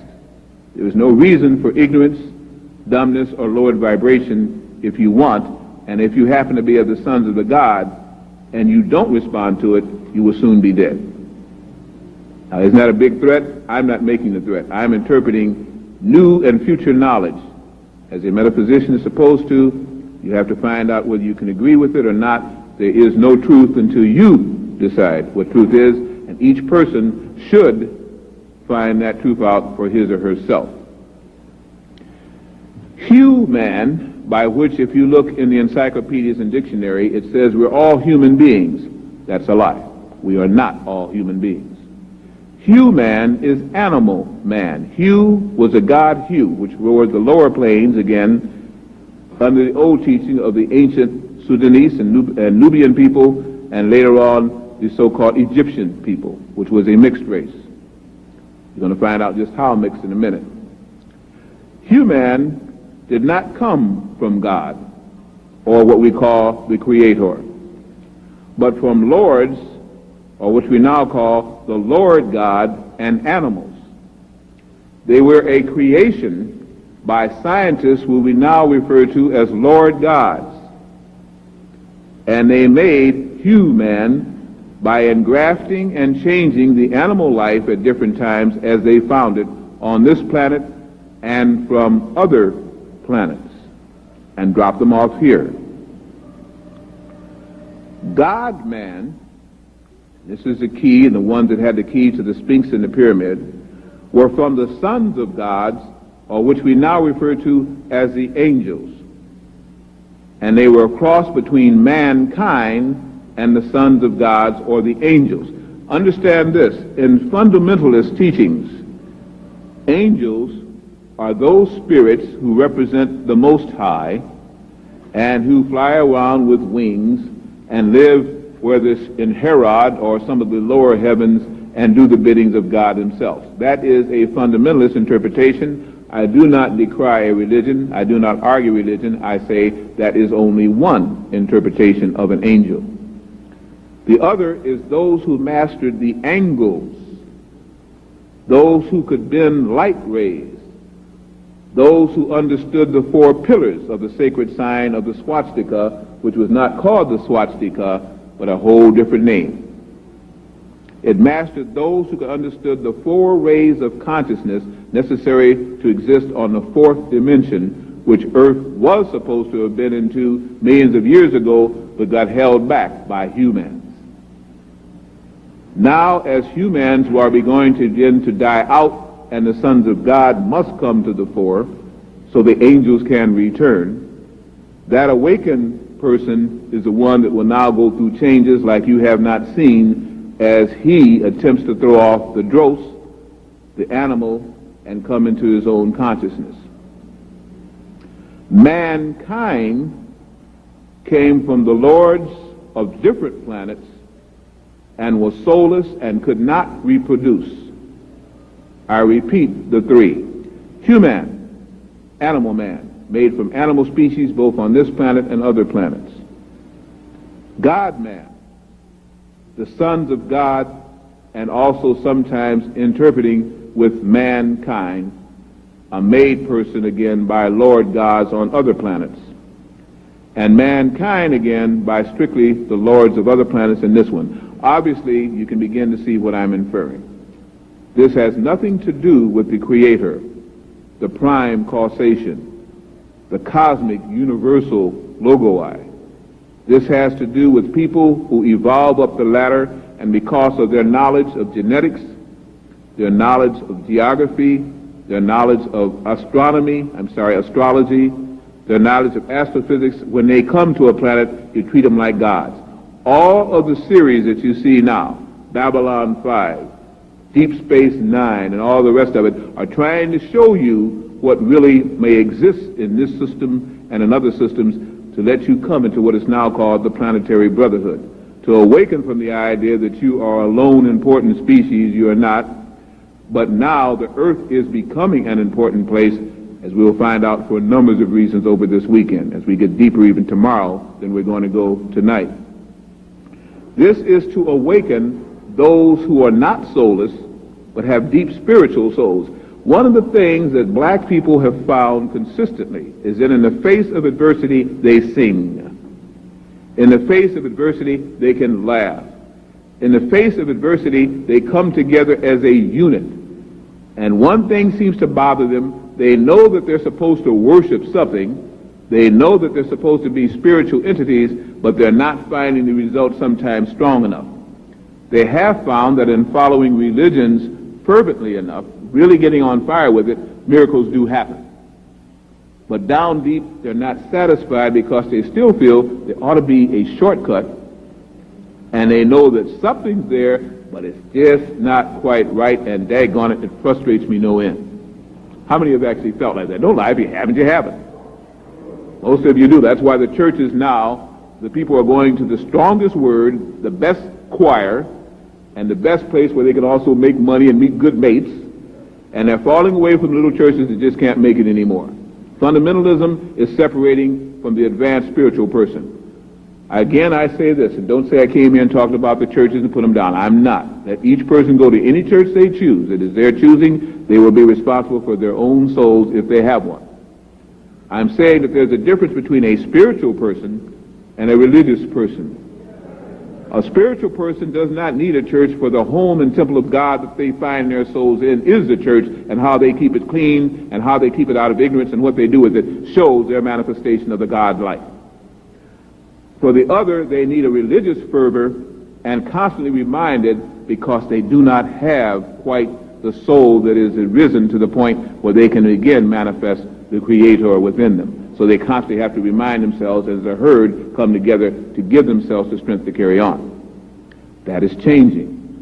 That's why you're going to find the church being attacked like never before, and leaders in false churches falling like never before, and that's why the Falwells and all the rest of it, and you find them like little animals attacking each other, each one pulling each other down, and the congregation suffering from it. Because man must learn he does not have to go to a church, he is the church. I see the crystal raindrops fall, and the beauty of it all is when the sun comes